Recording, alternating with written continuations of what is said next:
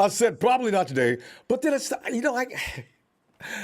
before things get crazy, and they're going to get crazy starting in a week from now, right? So I said, you know what, you better have those fun conversations before the season starts, because at some point it's going to get serious between now and February, and you know this. So I thought I'd have fun with this, because Kyle Shanahan seems to be having fun with this. It's gotten to the point now it's kind of ridiculous, but then it keeps going. It's even more funny now. It's become funny now. It's not. It's no longer a mystery as much as it is just silly how Kyle is going back and forth with the media, and the media just go ahead and they keep going back and forth with Kyle, right? So Coach Kyle Shanahan continues to decline naming the 49ers starting quarterback for opening day. Why? I mean, Niners coach Kyle Shanahan has went from being mysterious, as I mentioned, to comical with his dodging the media's question about which quarterback will start the 2021 season for the red and gold attack. So tonight, we're going to the phones and get this out of the way, because I got something better I want to talk about tomorrow anyway. But let's go to the phones for your take on Coach Shanahan's behavior. And that's what it is. It is a behavior over the ongoing question as to which quarterback, Kyle?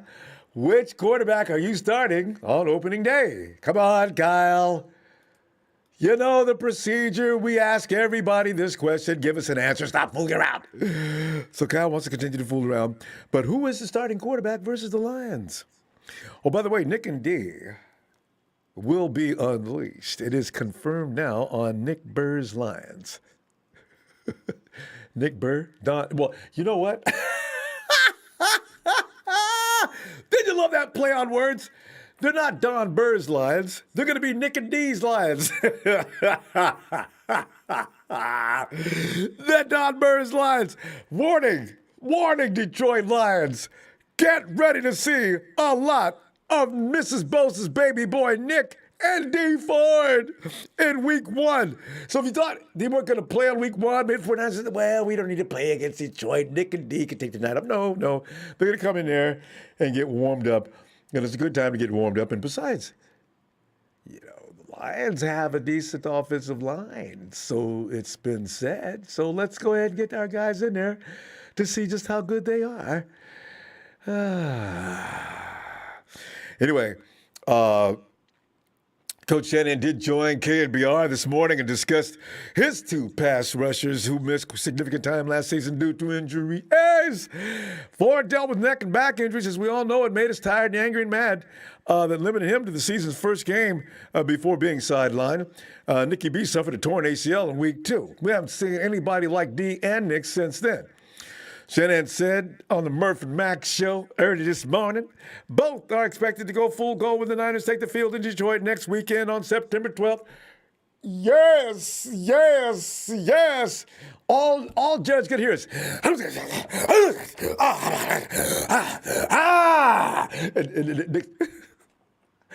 I can see Jared now in the dirt in the fetal position. Please, just don't hurt me. Stop. So, I look forward to this. Both are expected to be full go when the Niners take on Detroit next weekend. As the Coach Shanahan is quoted saying, I'm expecting to see a lot of Bosa.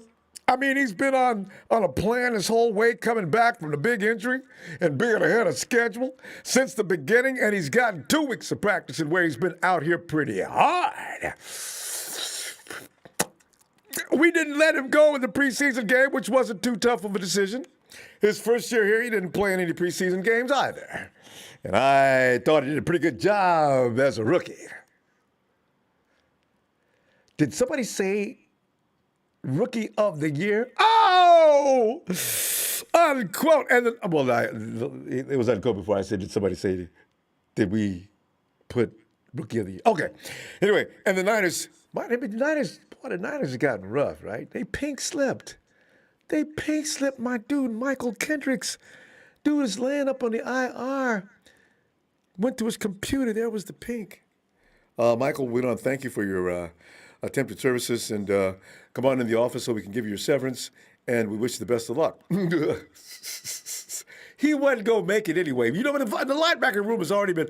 We lost Justin. He wasn't going to make the team anyway. So here, Kendricks moves on. The Niners are so strong and deep now that if you're a player and you have the bad luck of getting hurt right about now, Ooh, you need to worry, Richie. You know what? Richie James has been around for a few years. You can't do that to Richie. Come on, man. Don't do it. Let's go ahead and let's talk about Coach Shanahan, who has suddenly become the Riddler. Riddle me this, Batman. Who is? I gotta come up with something for that before the show's over. The Riddler used to be one of my favorites because he was just ridiculous. And then he would make those riddles, and Batman sitting there all perplexed, and the Riddler, he's I know, right? Ronbo, you like a lot of foolishness, don't you? I like the Riddler. I actually like the Riddler better than the Joker, but the Joker wins all the awards. But signs seem to support that Jimmy G will probably be the Niners starting quarterback come week 1, right? Question mark? Unless he isn't. It would appear at this hour that JG is the odds-on favorite, though, to be under center when the Niners face the Lions at Ford Field next week, September 12th. That, of course, would mean T. Lance will likely remain on the sideline, but could enter the game in place specifically designed to take advantage of all that athleticism. Meanwhile, the mystery continues, though, as Coach Kyle Shanahan has repeatedly declined to officially name his starting QB, as most teams have already done, often noting that there is no competitive advantage in doing so. He's actually correct, though, fam. But consistently declining to officially announce the team's worst-kept secret has went from somewhat comical to near hilarious for me. Kyle, man, would you stop? Come on, Kyle. Coach Shanahan joined KBR this morning and was, of course, asked if he was ready to declare his starting QB. Why they did that? Fam, I got to tell you the truth. I keep wondering if I'm a media person. And I got, hey, Ronbo, go down. You got to cover Kyle Shanahan's press conference. Oh man, he's not going to tell us anything. He's going to, anything we ask him, he's going to clown us. He's going to say things. He's going to go in an opposite direction. So why do we need to continue this fiasco with Kyle? He's not going to tell us. All right. So what are we going to do? I mean, really, I thought about asking him a question last week, and he just ignored.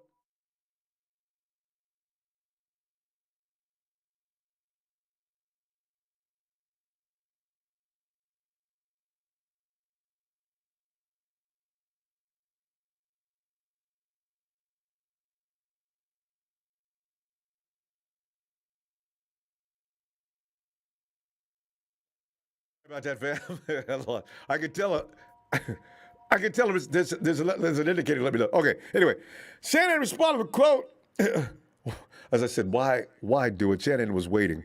He was. Kyle's always been waiting now. I think Kyle comes in waiting for that question. So Shanahan responded with a quote, "No, I'm not, and I don't think I'm going to tell anybody. I think everybody's just going to have to see it on Sunday, which is on week 1." Unquote. In Coach's defense, he has declared all season, even before the season started, that Jimmy G is the team's starting QB, and the plan is to have Lance sit and learn behind JG. Shanahan has stated that he would not object to starting a rookie, which he repeated this morning. Now, see, this is what Kyle, you want people to leave you alone, but you keep on dropping little breadcrumbs that sound like you haven't made up your mind yet. That's probably the biggest problem. All right, so in case you didn't know, I have a feeling Kyle knows that, but I'm not sure what the motive is to keep this charade up. But he goes on to say, but Lance would need to prove that he gives the 49ers the best chance to win. But Lance would need to prove that he gives the 49ers the best chance to win. Fam, here's the question tonight. Did Lance do that during the preseason? The problem with us trying to answer that question, we don't see anything more than what they show us. During the sessions that they see us, the reporters don't see any more than they see. It's kind of hard to answer this question because I have no idea what he means by that. I really don't. But that is the question. Did Lance do enough during the preseason? If you want to take a shot at that, go ahead. I mean, I'm just saying. T. Lance has shown flashes of his exciting potential, but some opinion has that Mrs. Lance's baby boy probably maybe not have accomplished that just yet.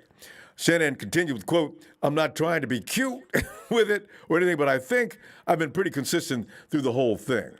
I don't think it's really a necessarily big statement that everyone wants me to make, but I've got 2 quarterbacks that I think can help us.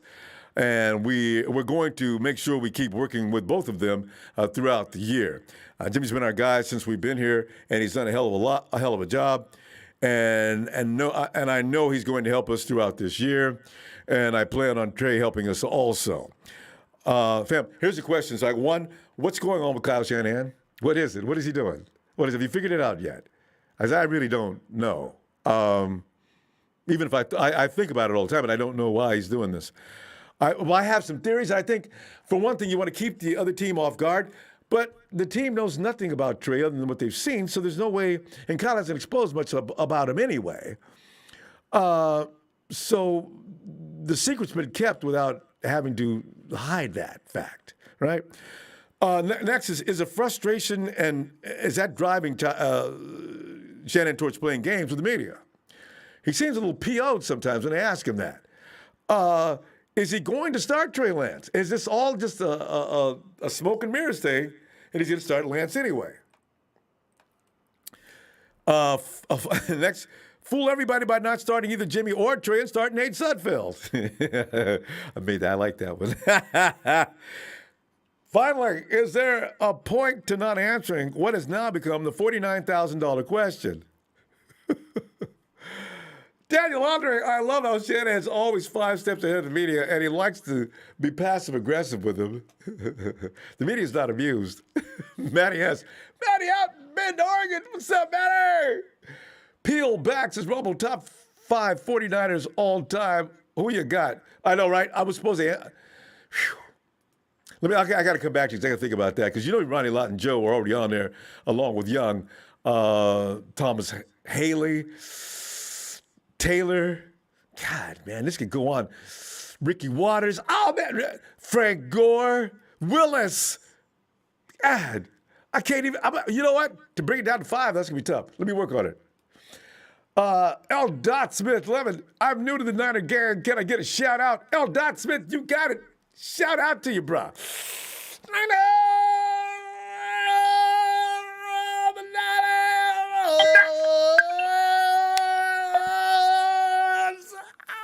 Phil, perfect timing. Phil, would you get in here, please? Phil, chill, Phil. This is just your kind of question, too, Phil. Talk to me. I think it's just Kyle messing with the press. Yeah, he's just messing with them. It's Jimmy. There's no doubt. Yeah. I just don't. Is this just fun for Kyle? I wonder if Lynch is saying, Kyle, you couldn't quit horsing around the media. They're asking me questions everywhere everybody goes. And what is Kyle doing? What do I say? Can you imagine? He's just messing with them. Yeah. But, because most of them said we have to start Trey. Mm. The media wants that. Yeah, they want him to say that. Yeah, well, there's a bunch of the media that do, like Grant Cohn and even what's his name said they have to start Trey at the beginning of this process, and Kyle's told us the truth the whole time. He was going to start Garoppolo until Trey's ready in his mind, and I don't think Trey's ready yet, quite yet. He will be, and there will come a time when he could be the best quarterback in the league. Mm-hmm. Or maybe the 49ers all time. There is that possibility. Yeah, that's pushing it, Ronbo. Like to.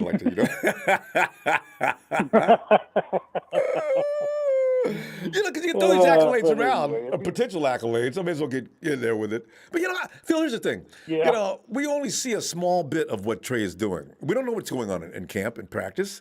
I mean, we see what they show us on the preseason games and stuff like that. But, maybe Kyle is doing what he's doing with legitimate reason. Rather than people think Grant thinks he's just not pushing his confidence. He's not doing what he should be doing with Trey, so. I mean, you can't say that Trey hasn't had enough snaps in the preseason. That's true. But he's had some mistakes, and he doesn't have good touch right yet. And I think those are things that scare Kyle. He knows what he's got with Jimmy, and he's going to start Jimmy until Jimmy fails. Mm-hmm. and let's let the process work out. So, Yeah. hey, I got a question for you. Was right. Kendricks on the 53? No, Kendricks was still laying up hurt while everybody else was trying to get on the 53. So he really went on the IR a little too soon. You can't come in, sign, and get on the IR a few days later. I guess that's what happened for us. We can't really justify But he wasn't putting on him the on the team. 53, so there's No, not a spot open. no, not that I Okay, know of. I didn't know. Yeah, no, Michael just. Because I was thinking if he was on the 53, then bring up the punt, the guy that can bring back punts. That would answer the question on both the speed at wide receiver and the punt return. That would be a roster spot opening. Because, Phil, I don't think they're going to pick up anybody that's gotten cut or waived by anybody else. It doesn't appear, does it? Yeah. I saw Gallman got picked up by the Falcons. So Oh, he yeah. found a place. Yeah. I just noticed that myself. I was looking at that. And yeah, Wayne Gallman. So the 49ers had the most picked up cuts players? picked up by other teams and made their 53. What does that tell you, Phil? What does that tell you, right? This team is loaded. Tells you we got the deepest roster. And none of them were D linemen, which is what everybody was waiting for. Pete Carroll, eat your heart out. I mean, he got rid of KJ Wright's over signing with another team right now, and I know he was thinking he's going to find somebody He from signed us. with the Raiders. Yeah. So, I love it. Anything that can throttle Pete, I love it. Well, I can't wait till a week from Sunday. Oh, God, that's going to be intense. I'm They've got a pretty good offensive line, names-wise. The Lions got a pretty good offensive line, names-wise. I don't know how they're going to work together, especially coming they're young. Yeah, they're young. That's going to get them in trouble. They got a couple of rookies on that offensive line. Panay's going to get beat up. I expect for us to push them around quite a bit. I mean, can you see Sewell trying to stop D Ford if he's going to be on the right side? And that's going to be. Just imagine the pregame locker room. Chris Caceres probably got them foaming at the mouth before they even run out onto the field. You've got a bunch of clowns out there that just been in the league for a few minutes. Some of them are still wet behind the ears. What are you going to do to those folks when they come telling you that you're not coming in to get my quarterback? Open the door so they can get out of here. Yeah. Woo! God. No, I'm looking forward to it. But Jimmy's going to start. Come on. He's going to start. He's going to play most of the game. Unless we build up a huge lead, and then you might see Trey in there for some plays. But there's no way Detroit's going to hang with us. I'm looking forward. Don Barry's probably going to stop visiting us soon, but I'm looking forward to that game. I do hope that the game is so out of hand by the fourth quarter that we do indeed see a lot more. You may see Trey sprinkled in throughout the game anyway, but I want to see him have the whole fourth quarter, and then it's really fun because then most of our starters left at the end of the third quarter. Trey came out there with the second string and continued the demolition. That would give me such a rush. Woo! But all right, Ronbo. Phil, see you tomorrow. Looking forward to it. Okay. Talk to you later. All right, Phil. Bye. Bye. Dion,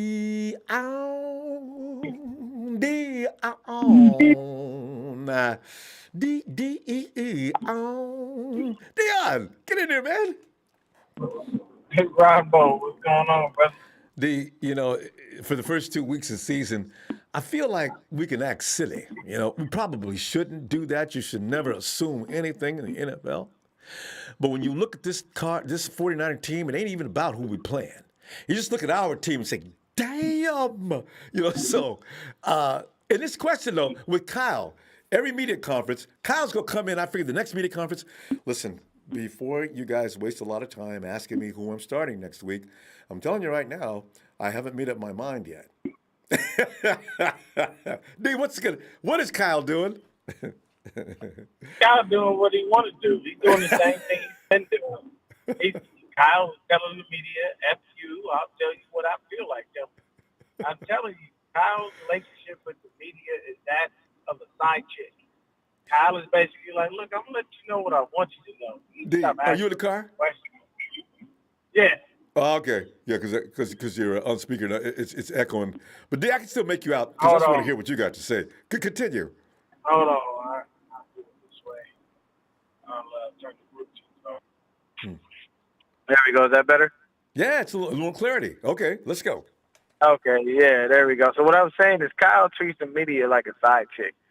Basically, I'm going to tell you what you want to know, and if you ask too many questions, I'm just going to replace you with another woman. I don't have time for this. Like, you're asking too many questions. You know your place. You know I'm not leaving I'm not leaving my girl, which my girl right now is Jimmy. Okay? And then D? I'm going to leave Trey. I'm going to leave Jimmy for Trey. That's how it works. What do you expect the next time they ask him? Yeah. They're going to ask him. They're going to ask him again. He going to say the same thing. Yeah. Kyle Shanahan doesn't care. He doesn't care. They're going to keep telling him, I don't have to tell you. I'll tell you when I feel like it. And you can ask as many times as you want, but I'm not going to give that to you. We all know that most likely Jimmy is the starter. I think what's happening is Trey Lance still needs to develop a little more as a passer, and he needs to develop that rapport with the starting receivers. And once Kyle sees that is done and he gets comfortable with that, then Jimmy's going to wind up sitting on the bench. It's going to happen. There's one of two ways this happens. Trey just starts to outplay him in practice, or that's first. It literally just happens to a point where unfortunately Jimmy gets injured again and he goes down. Not that And we don't want that to happen because that causes a cavalcade. But it's a high probability. Yes. Always. Yeah, and we all and you gotta think about it. We already know how Jimmy is. Jimmy, honestly, I'm gonna keep it 100 with you. Jimmy's probably gonna be a little more mobile than he has been in the past. He already showed that. He already showed that, and that was scary the other day. Jimmy gonna play. He's gonna play through some injuries. There's gonna be some little stuff that he might be able to get away with taking off, But no, he knows the minute he sits down, that's where he's gonna be. They're not because you're gonna see you see a glimpse of what the offense can be with the vanilla offense in the preseason. That Raider game, you see how that run game was moving with Trey? Oh. Yeah, you're not about to put Jimmy back on the field when you see the run game doing that. Did you see him? Oh my God, the most Roddy was in. It was something to watch. Oh my goodness. And I mean, and the punt return and kick returner situation, I think that was just a joke. I think he just did that because he was like, well, I'm messing with you guys already. I might as well throw that out there too. And I think that punt return and kick return duties will be reserved for probably JaMychal Hasty, Elijah Mitchell, or Ambry Thompkins. They all got to earn their keep on the squad. They'll all probably be on the special team. So I wouldn't put it past them.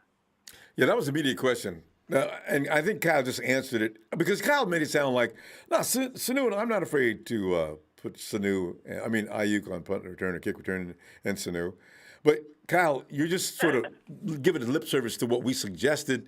We want to know what you're going to do. Kyle is Mr. Mystery Man now, Hello? Yeah, can you hear me? Yeah, we're still. I didn't hear you. Yeah, I can hear you now. Yeah, sorry, it was cutting out a little bit. Yeah. Yeah, Kyle's just like Ayuk and Sanu. I'm not scared to start him. I got that covered, no problem. But I think the media suggested that more than Kyle just came up with it, right? So I was wondering, when Kyle says these things, are you just going along with what they said and agreeing, yeah, that's possible? Are you going home tonight, Cal? I'm thinking about it. Kyle is basically playing with questions. He's going to answer him how he feels. Because at the end of the day, I don't have to tell you anything. And they know that. They know how he feels. So Kyle's going to continue to do that. And once we start the season and and he basically I think D's moving. told about how I'm indecisive. I'm on the road, so yeah, so you can hear me. I can hear you, but we're getting partial sentences. But I hear what sorry. That's okay. D, I tell you what. You know what? We need D when he's like sitting still, because I want to hear it all, and I'm having to come back and pause and everything. That's all right. So I'll find a way, man. Thank you so much for having me on, Ronbo. I always appreciate Love it. you. Appreciate the show, brother. Thanks, and man. Don't worry about Shanahan, man. You know him. He just like to play with the media. As long as we out here with a 13, 14 win season. Yeah, let him play with him. All right, D. I'll be back tomorrow. Right, More about some other things tomorrow. Looking for you, fam. It's Not a Game Podcast. Click update. On.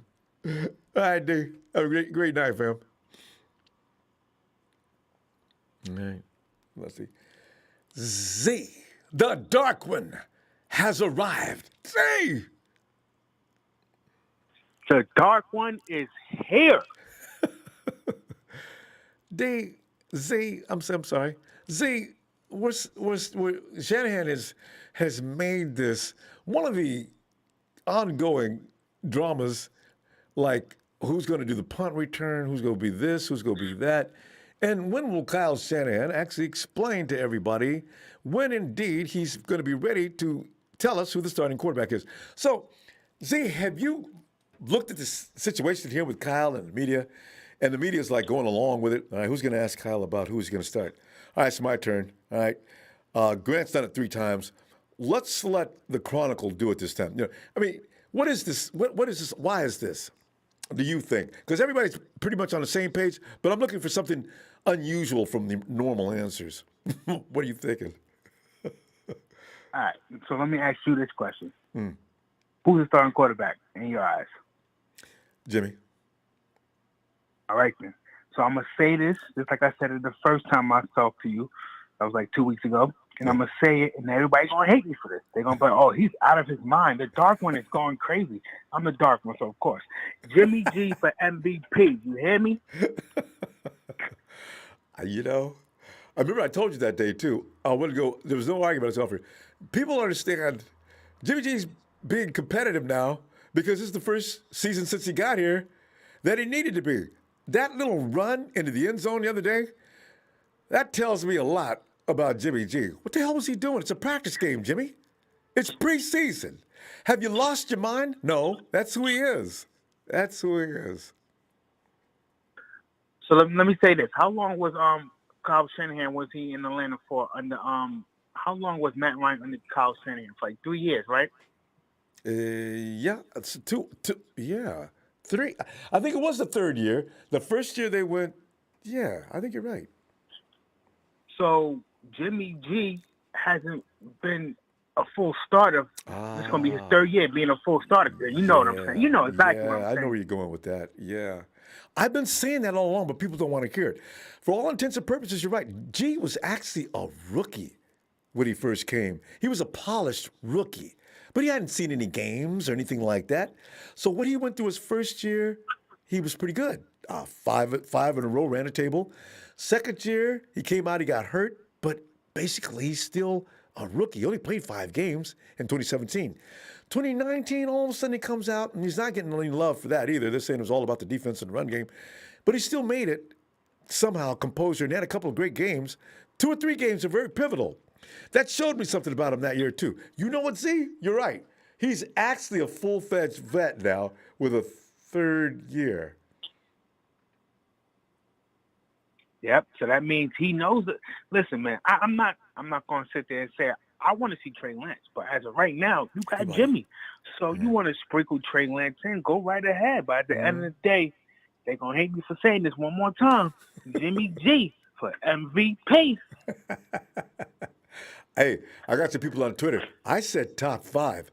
Z, here's my reasoning behind that, though. See, it's not all about Jimmy. Jimmy's now surrounded by some incredible talent. He's got some wide receivers. Now, that wide receiver room is better than it's looked since he got to San Francisco. Now he's got one of the best offensive tackles on the left side. McGlinchey's probably going to be fine. He's got Alex Mack in the middle. People don't understand. These are going to make a lot of difference. Jimmy G's job has all of a sudden gotten real easy. He's got a defense from hell. Where did Alex Mack come from? Atlanta? Where'd they go? Exactly. So, Yeah. Exactly. So we know exactly what's about to happen. I'm going to just let the season play out. But, you heard it from me first. Yeah, I know. I've been entertaining those thoughts. People get real mad when you say things like that. So I never, but me and you can talk about it. But this is the thing I'm saying. This ain't all about Jimmy. This is about Jimmy's army. Jimmy, all he's got to do is sit back there and throw passes correctly. Now he's got wide receivers that are not going to screw up on routes. He's got guys that are probably going to catch the ball. This is easy pickings. He can run the ball, too. Don't let them run the ball. Oh. Don't let them do it. There's that. Number one. So, yeah, I see that easily.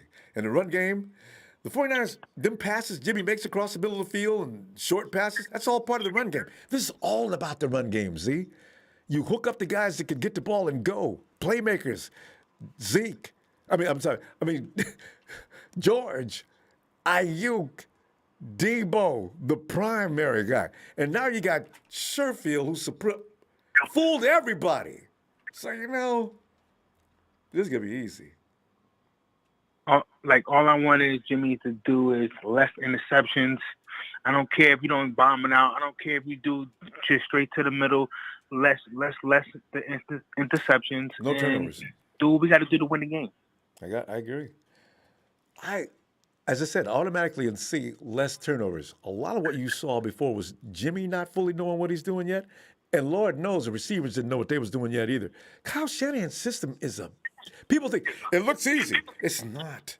There's a lot of things going on out there that are not easy, and it takes a long time. Reps to get it right. Like you said about Matt Ryan.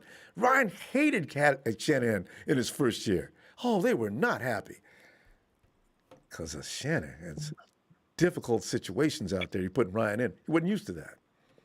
So, yeah, this is gonna be a funny year.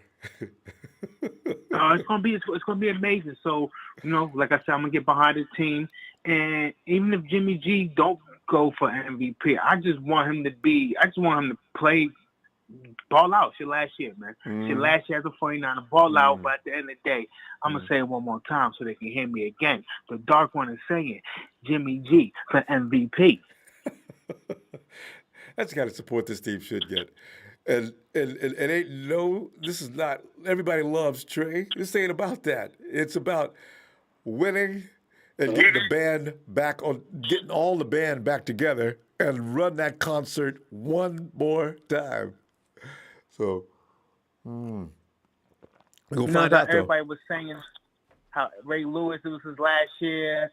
Who else did they say? They said a lot of people wanted their last year. Well, guess what? This is Jimmy G last year as a 49er, so let's give him a ring before he go, baby. Yeah. You know what, see? It's going to be interesting to see, though. If this does happen, if the 49ers do get the Super Bowl and win it, and G gets some kind of huge accolade, it's going to be interesting to see what the 49ers do. Now, they can get a couple of first-round picks if what we're talking about does happen. But will Jed York go along unless Lance looked like he's just G money, or should I say T money? You might see G another year. We'll see. Anyway, fam. I feel like it's going to play out how Philadelphia played out. Yeah. We're going to find out. But I want that ring, no matter what else happens. Give me the championship, and then G can say goodbye. I just want go back and get what you left in 2019 on that field. Get it! Jack, fam, I'll see you tomorrow. All right?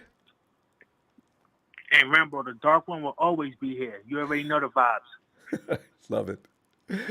Like, Dark the One Dark out. One. Dark One is out. Yeah. Eric Salazar says, wait a minute.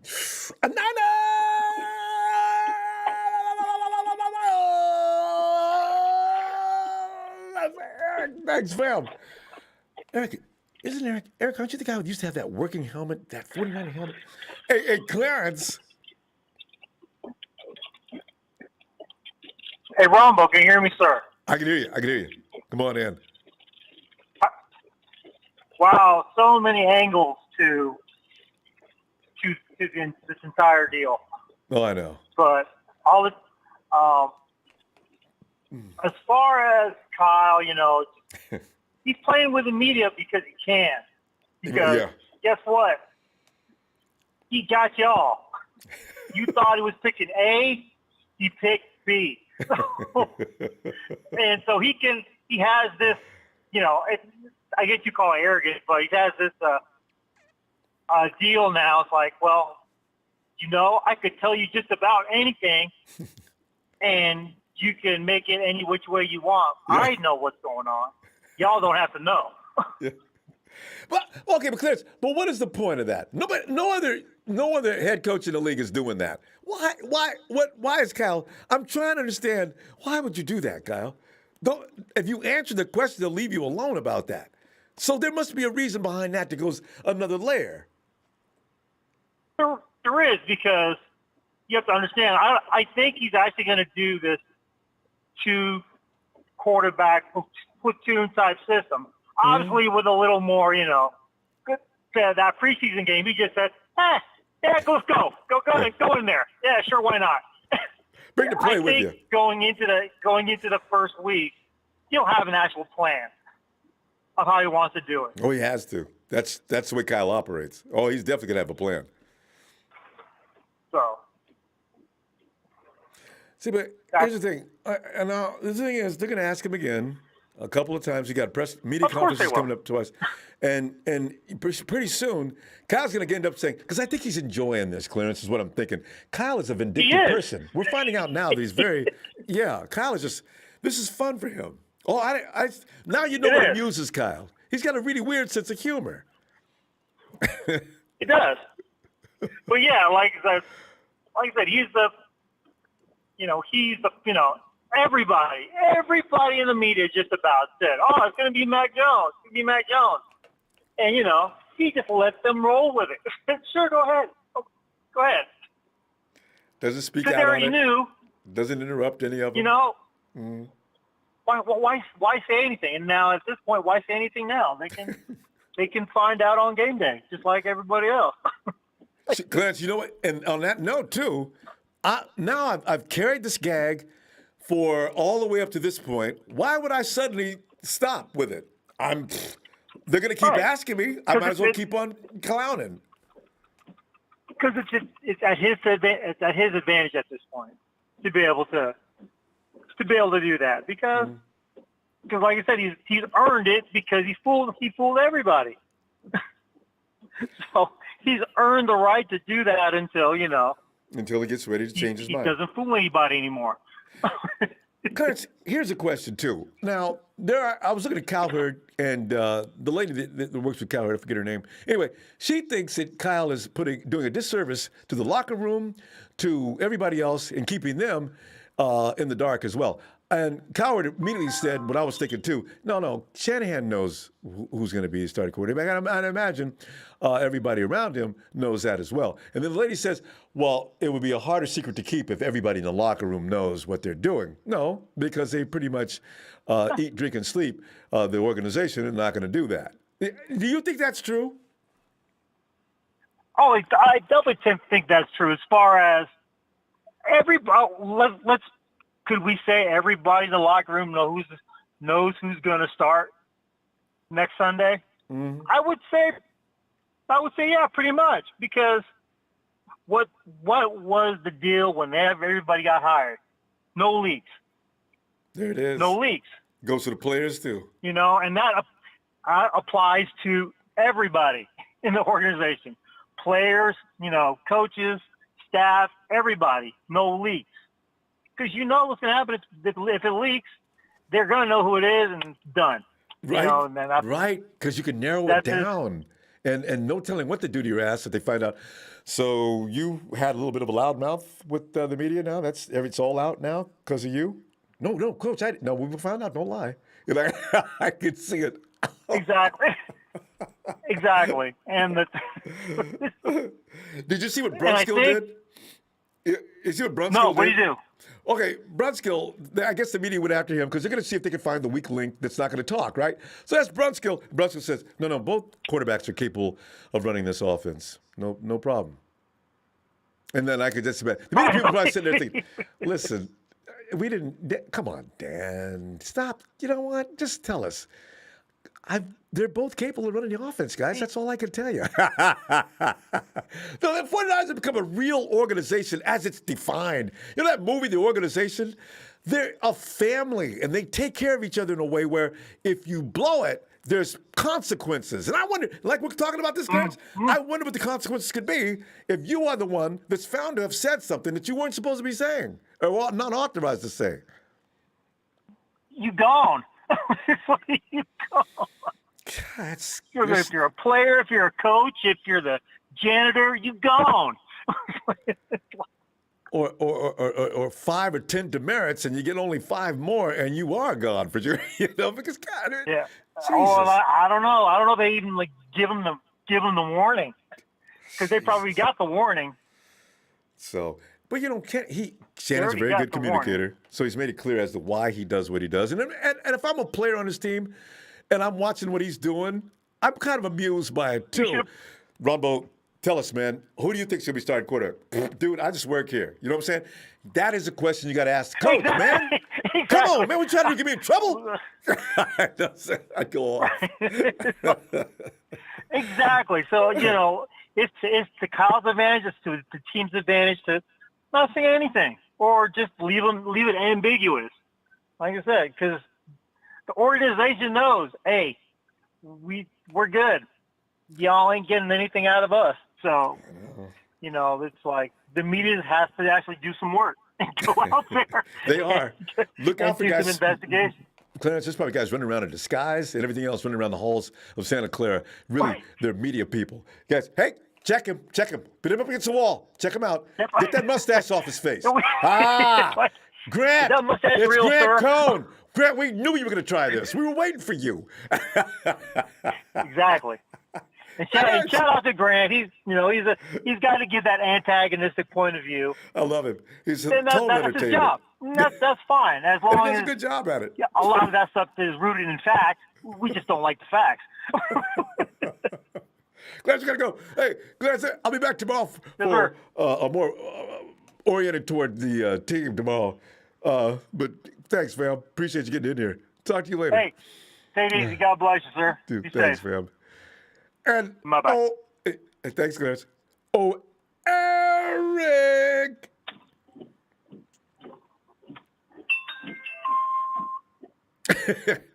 Eric just chimed in. Eric? Yeah, what's up, Ronbo? Eric, tonight we brought in as many minds as we could. We're trying to decipher the movements and the actions of one head coach, Kyle Shanahan of the San Francisco 49ers. We're trying to figure out what is he exactly up to.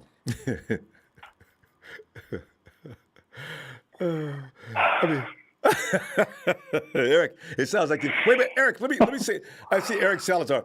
Eric says, we're going to be unstoppable, Jimmy and Trey all day. Has a nice rhyme to it, too. Eric, thanks, fam. But Eric, go ahead. What is Kyle Shanahan doing? Is it because the media started this, or is he really doing this? Is there something behind this of substance that Kyle continues to carry on this masquerade? Well, I mean, as far as like the QB thing, and they keep asking about it. Honestly, to me, he's playing with the media. I mean, as far as he cares, they're just asking him the same question so that he doesn't have to answer a different one. I mean, he only answers a couple questions, and if they're just going to keep answering the same one, well, what does he care? He doesn't have to answer anything else. His answer is always going to be the same. Yeah. They keep questioning it, and I mean, I don't. Does Grant ask it? Because I'm pretty sure at least Grant asked it once or twice. Grant's right? asked it more than once. I think Grant has stopped doing it. They're using somebody else now. So, yeah. Yeah. But you're right, Eric. You're right. They're gonna ask him the same thing. Now they're gonna ask about Trey's finger. Nick and also D. And is Jalen Hurd going to see some action this week? Kyle, now that your punt return, have you decided? We could go in now. Eric, you and I could sit in on a press conference. We could propose the same questions. I don't even need to. I don't even need to write them down. I already know what to ask. And it's a routine of questions now because there's only a certain realm you can go into and ask questions that Kyle's going to answer anyway. Or else he's going to look over to his left and say something to somebody over the left and say, I'll find out about that later. I know Kyle now. I know exactly what he's doing at all times, when he does it, and why he did it. It's funny. He's easy to figure out now. Yeah. I could never figure out Harbaugh. Yeah. He makes the media look stupid. I mean, I don't even know why. Like they're always tripping. Like, relax. You know, the team is fine. I mean, as far as Trey, his finger, he's fine. He's probably going to be back, next Monday? Monday. Yeah. The chip on his finger was basically nothing. I mean, if we were playing a game I heard it was microscopic. Sunday, it was just tripping. a small, Yeah. I don't even know how you could detect it from the way they're describing it. But he must feel pain, I guess. Yeah, we're not playing Sunday. Yeah. You know?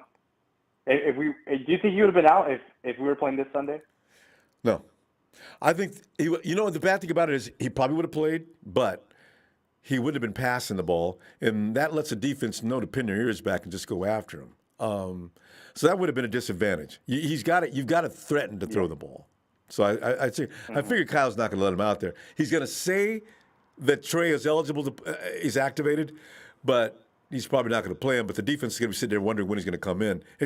Kyle loves the element of surprise. So, yeah. Yeah, and then the last thing you want is Trey getting tackled wrong and he lands on the finger again, you know? Uh-oh. Or hits a helmet and makes it worse. Because I've never had that happen. I've never hit a helmet with if you hit a helmet with a single finger, you're going to get hurt. So. Yeah, but, I mean, the team's fine. I mean, it's Jalen Hurd. He's going to play, right? He has no setbacks yet, right? Eric, if Jalen Hurd doesn't play, there's going to be a riot. Jalen Hurd. Oh, yeah. It's not only now, it's serious. Jalen Hurd's got to play, and he's got to be out there every week for 17 weeks into the playoffs. He's under a microscope. But you know what? I got to tell you, Eric, after 4 or 5 weeks, people can stop looking at Jalen Hurd's going to be fine. I already know. All he's got to do is know that leg is fine, Jay. Go, man. Yeah, I mean, to me, I felt like Jalen Hurd, if he would have stayed healthy in 2017, or was it, 18. Not 2017. We got him in 18? Yeah. No, we got him in 19. No, we got him in 19 with Debo. Yeah. I felt like he would have been what Debo was in his rookie year. That's what I think. I think he would have been running the end arounds, what Debo was basically doing. I mean, did we know? I mean, I think we knew Debo was physical, but did we know Debo was like who he was when he came out of the draft? Not yet. We knew he was tough. No. But didn't nobody know he was who he is? Jesus Christ. Yeah, we figured that out because he took Jalen's role. We figured that out because he took that role. And I feel, I mean, maybe Jalen takes it back, but as far as of right now, I guess they're gonna ease him in. I don't think we're gonna be seeing him catching like 6 balls, like 100 yards. You're not gonna force feed him like that, but not like that. Yeah, don't do that. There's a game plan. And he's gonna be coming into like situational like plays. The last thing you want is basically defense keying in on him, and then he just gets hurt again. That's so stupid, you know. So he'll be fine though. You bring up something I really want to explore a little further. Okay, here's the thing. Kyle already said, if Jalen Hurd's healthy that year, Kendrick Bourne doesn't make the team, right? So now you got Jalen Hurd and Debo, 1-2, most likely. And then we picked up Emmanuel Sanders, but I'm not sure if we would have picked up Emmanuel Sanders had Jalen Hurd. See how history can just change with a couple of things? Yeah. If Jalen Hurd's healthy and he's playing, you've got your 2 young receivers. You don't need to go get Emmanuel Sanders. Now who's running deep downfield? But then again, everything would have played out different because if Jalen Hurts plays in the Super Bowl, maybe that's a different game too. So many things will change if Jalen Hurts plays. But Kendrick Bourne did a good job in the Super Bowl too. Yeah, I mean, as far as I know, if Jalen Hurts stayed healthy, I'm going to be honest, I don't think we would have made the Super Bowl. It's just when Emmanuel Sanders got here, he changed the entire wide receiver room. Yeah. It was different when he got here. And I mean, the man was impactful himself. During the Saints game, I don't think without Sanders, we would have lost that game. I mean, the man was throwing touchdowns. That's Yeah. ridiculous. That's true. You know, and especially during the Cardinals game, he was really crucial during that game too. And Sanders is a A polished lot of vet. things could have played and out you, different. And you need a polished vet in those situations. You're right. So you need Sanders. Yeah. But Jalen Hurd, minus Kendrick Bourne now, instead of Kendrick, wow. Man, we could go through this for hours and try to put all the pieces of the puzzle together and see what would have happened. But we got to go now, though, Eric. Too much fun. Yeah, all right, Ronbo. Eric, I'll see you tomorrow, I'll okay? see you later. All right, Fif. All right, Ronbo. Night. Later. Do we go get Emmanuel Sanders? Do we not? Shabazz! Get in there, Shabazz! Shabazz. Rumbo. Shabazz! Shabazz, man, I'm in here. I'm having fun here tonight because every time I look at Kyle Shanahan in the media conferences, I know the man's coming in with a plan to stick it to the media. I'll man. mute it and tell him You know?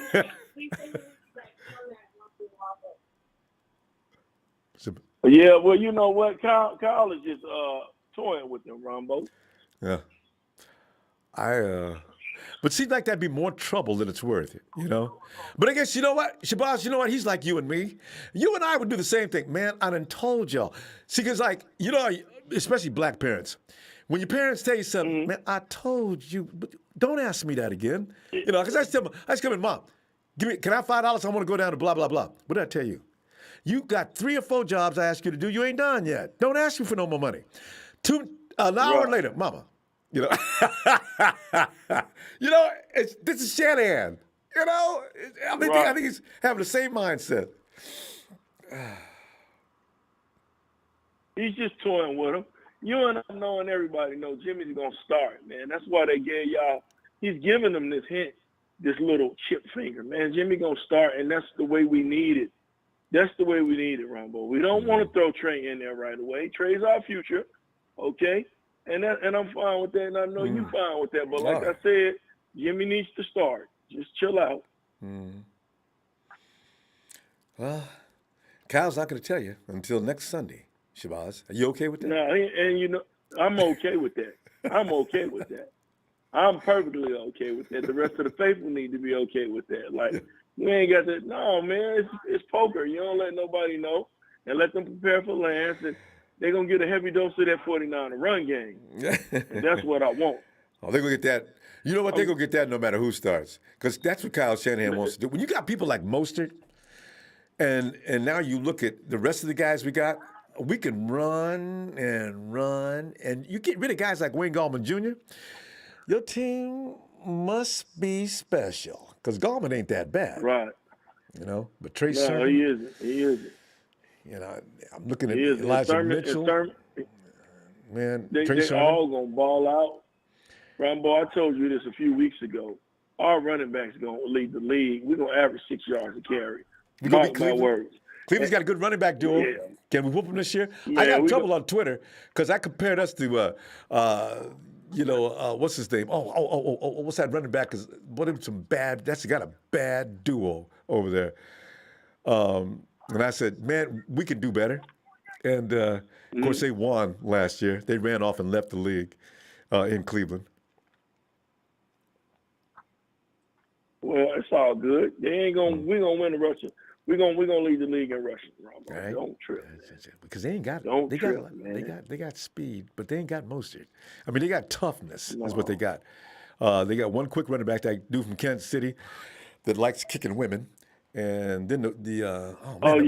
We ain't got to mention his name. We don't mention nobody that beat up on women. Yeah, That's you not know what we what I'm saying? do, like you said. We don't beat up on women. We grown men, man. That's right. We're a team of integrity. We're not the Cowboys from the '90s that smoked crack and did all type of other horrible stuff. Man. Oh, I'm thinking That of ain't Chubb. what the 49 is all about. And Yeah. Bradley Chubb. No, and it's not the with Chubb Chubb. brothers. One of the Chubb brothers. yeah. Was it Bradley? Which one's over in Cleveland? Anyway, they've got a great running back duo between them two. But this year, Mostert just needs one running partner. Is it Trey Sermon? Make that call, Shabazz. Trey Sermon, Elijah Mitchell, or Michael Hasty. Man, It's hasty, man. It's Ah! hasty. It's hasty, man. Hasty is, woo, I'm telling you. He's showing us like how Moshe showed us. Remember, Moshe had all the flashes in the preseason, and everybody was like, well, I don't know. I'm like, Undrafted free agent? What up with that? Right. You know he hungry. He hungry. And Ronbo, it's good to be hungry because when you're hungry, you get it done. Crazy. Yes. You get it done. Motivation. It's a little different. Yeah, he gonna get it done. And I think the same with Sermon because I like him in the power game. So we're gonna be okay. We're gonna be okay, bro. Kyle's gonna look at the defense and see what they can't stand. If they can't stand speed like Green Bay when Mostert went off for over 200 yards, then it's gonna be Mostert all day long. And if they can't stand brute strength, then Trey Sermon, Mostert's gonna spell him as he beats up on that defensive line. And Shabazz, you already heard about the Detroit Lions. Don Burt, tell us about that defensive line. The defense is ranked 30-something. If you 30 anything, you will get a whooping. You can't beat 30-0. Right. And stay on the field with the 49ers, Shabazz. No, you can't do that. That's insane to even think that. You can get that off your head. So, yeah, we're gonna, man, that's why I said, man, Jimmy's supposed to have a field day. Like, this is a good warm-up for him, man. Have a field day, Jimmy. Have a day. What Jimmy say, have a day. So, man, you know, Ronbo, I ain't going to stay long because I've been whipping heads on this man with my 49ers. I want to shout you out, shout my people in Memphis out, shout my man Lee out. Thank you for doing what you're doing. And look, man, bang, bang, not a game. Yeah. Thanks, Shabazz. Always appreciate you, fam. Be back tomorrow. Got some more questions for us before we go into the weekend. All right, fam? Night, all right, fam. Shabazz. All right, out. Yeah, thanks, Charles. Nick Chubb, right? He's got his brothers over coming off the edge with Vaughn with the Broncos.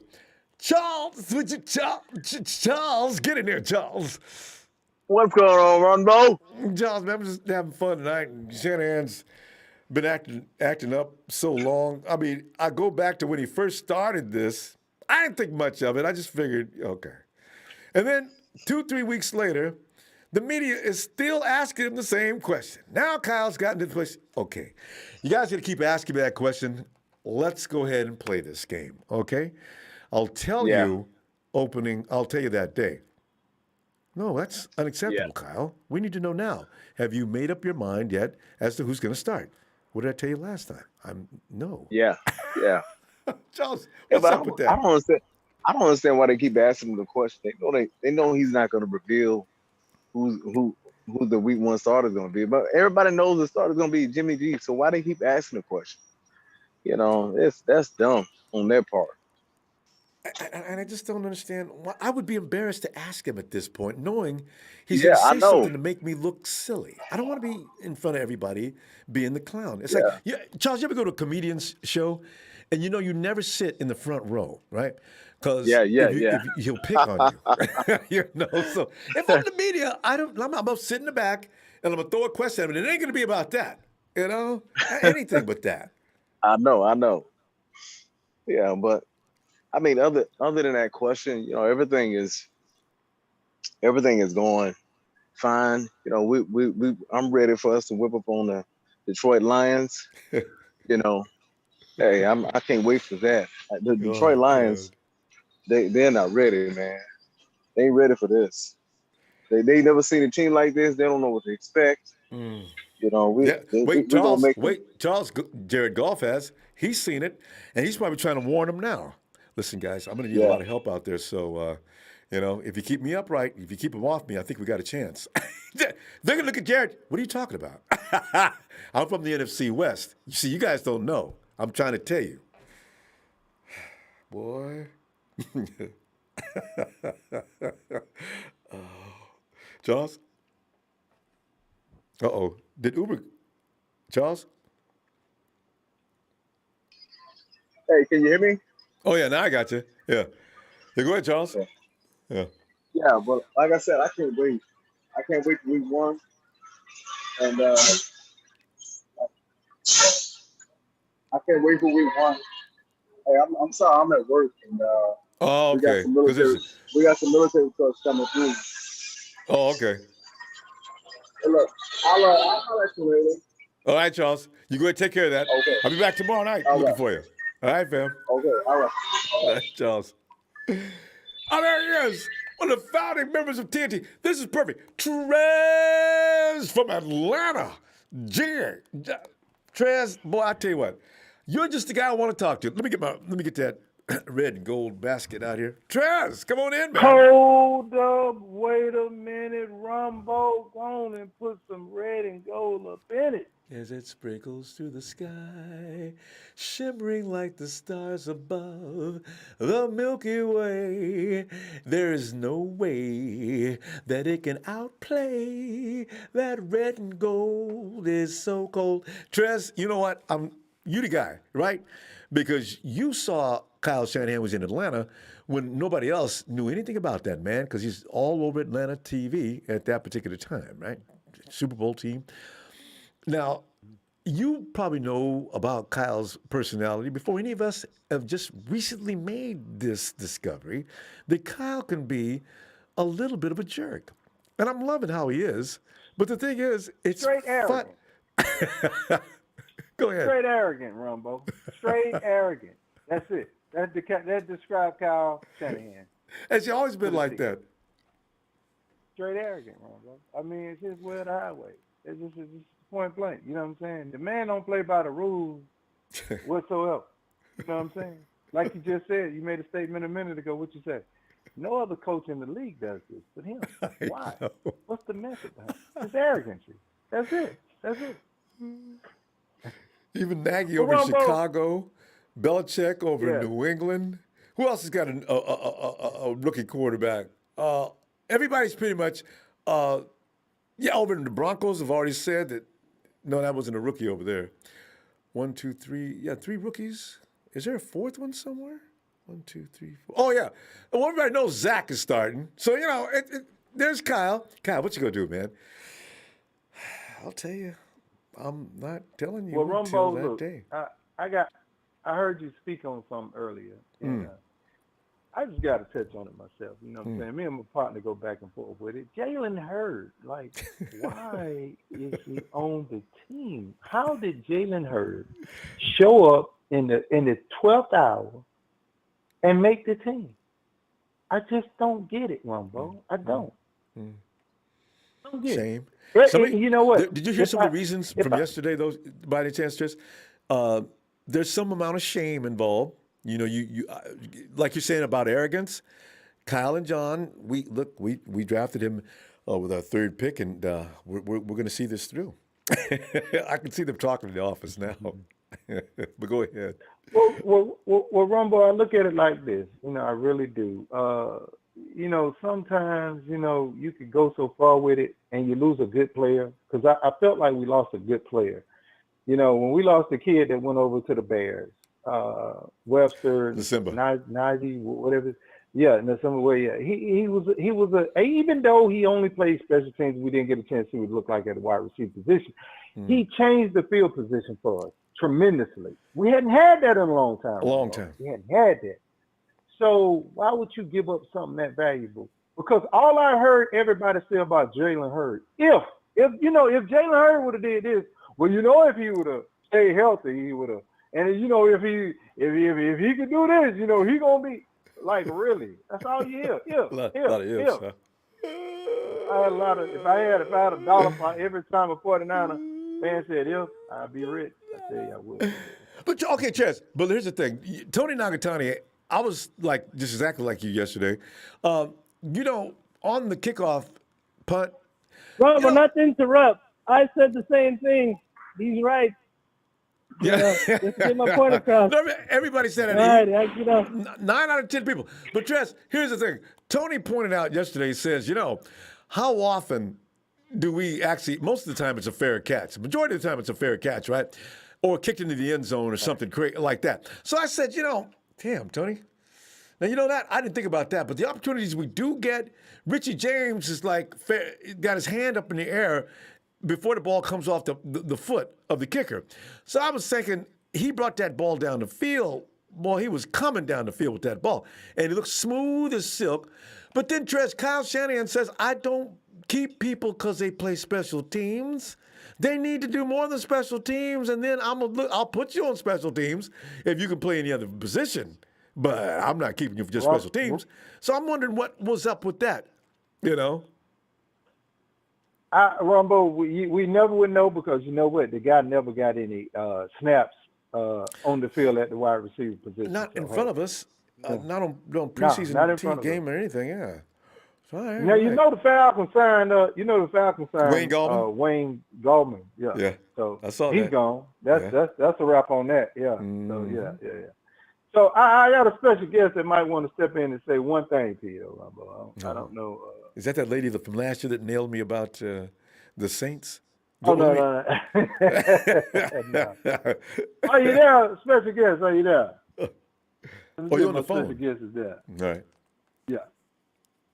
Can't imagine. Special guest. Yeah. Hello. I guess my special guest done stepped away. Okay. You know what? Though? I got to tell you that, Trez. Actually, I was going to tell you because Simba was actually waived. The 49ers did this last year with DJ Reed. They didn't mean for him to get away. I think Kyle had every intention of bringing him back, putting him on the practice squad, and then bringing him up as soon as he could. I think. Ronbo, I got one for you. I got one for you on that. What's that? If you'd have put Jalen Hurd on the practice squad, who was gonna take him? Tell me, please.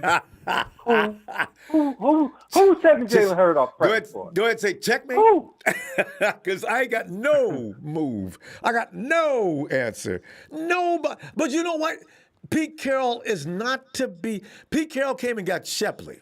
All right. Now I didn't. Pete Carroll is a very frightening man. He'd have picked up Jalen. Just on potential alone. Because Reed had a torn pec last year. And Pete went and got him, healed him up, and had him playing decent football midway through the season, which blew me away because I thought a torn pec would keep you out for a while. Would keep you out, right. Yeah. Well, that's a go figure, Ronbo. But I do think, you give me, before I go, Ronbo, give me your breakout player for the 2021 season. Yes, we do. Quick, It could be a rookie. It could be a rookie. It could be a vet. Give me your breakout. Man, I'm gonna go with Javon Kinlaw. Why? Because I want him to be the breakout player of the year. You know, because Dre Greenlaw has already reached an area where you don't have to call him a breakout.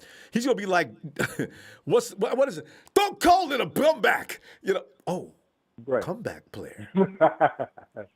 Well, Ronbo, mine gonna be Trey Sermon. I think Trey would is going to be big for us in that red zone area. I do. I think Trey. I think he's going to be he's going to be that. He's going to be that what we need down there in that red zone area. So I think that's going to be a breakout player. Possibly could be fighting for Rookie of the Year too. Who knows? But because it depends on how much playing time he gets. No, I agree. We'll all he has to do is get used to the running game. But he's got to learn the offensive line, where they strong, where they weak, where you can pause, where you can go. You know, he's got to learn those things. You can't reps just go do it. So, Trez, you may be exactly right. Special guest on here now. So, special guest is here. So, special guest, you want to say something?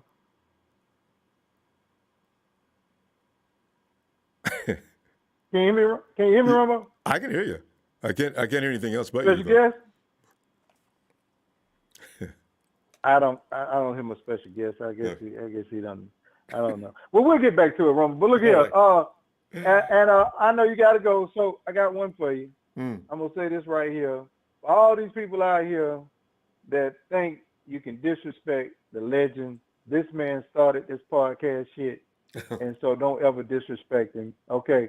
Because if it wasn't for Ronbo and everybody else getting inspiration to come with their podcast now, all of a sudden, so you know what I'm saying? We're going to always rock with you, Ronbo. We're going to always support you, TNT. So always know that, all right? Thanks, Trez. All right. Appreciate that. Is that who you were talking about? That's how you were talking. I figured, you know.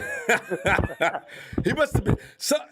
It must have been Stone Cold Steve Austin must have had him in a hammerlock. He couldn't get out.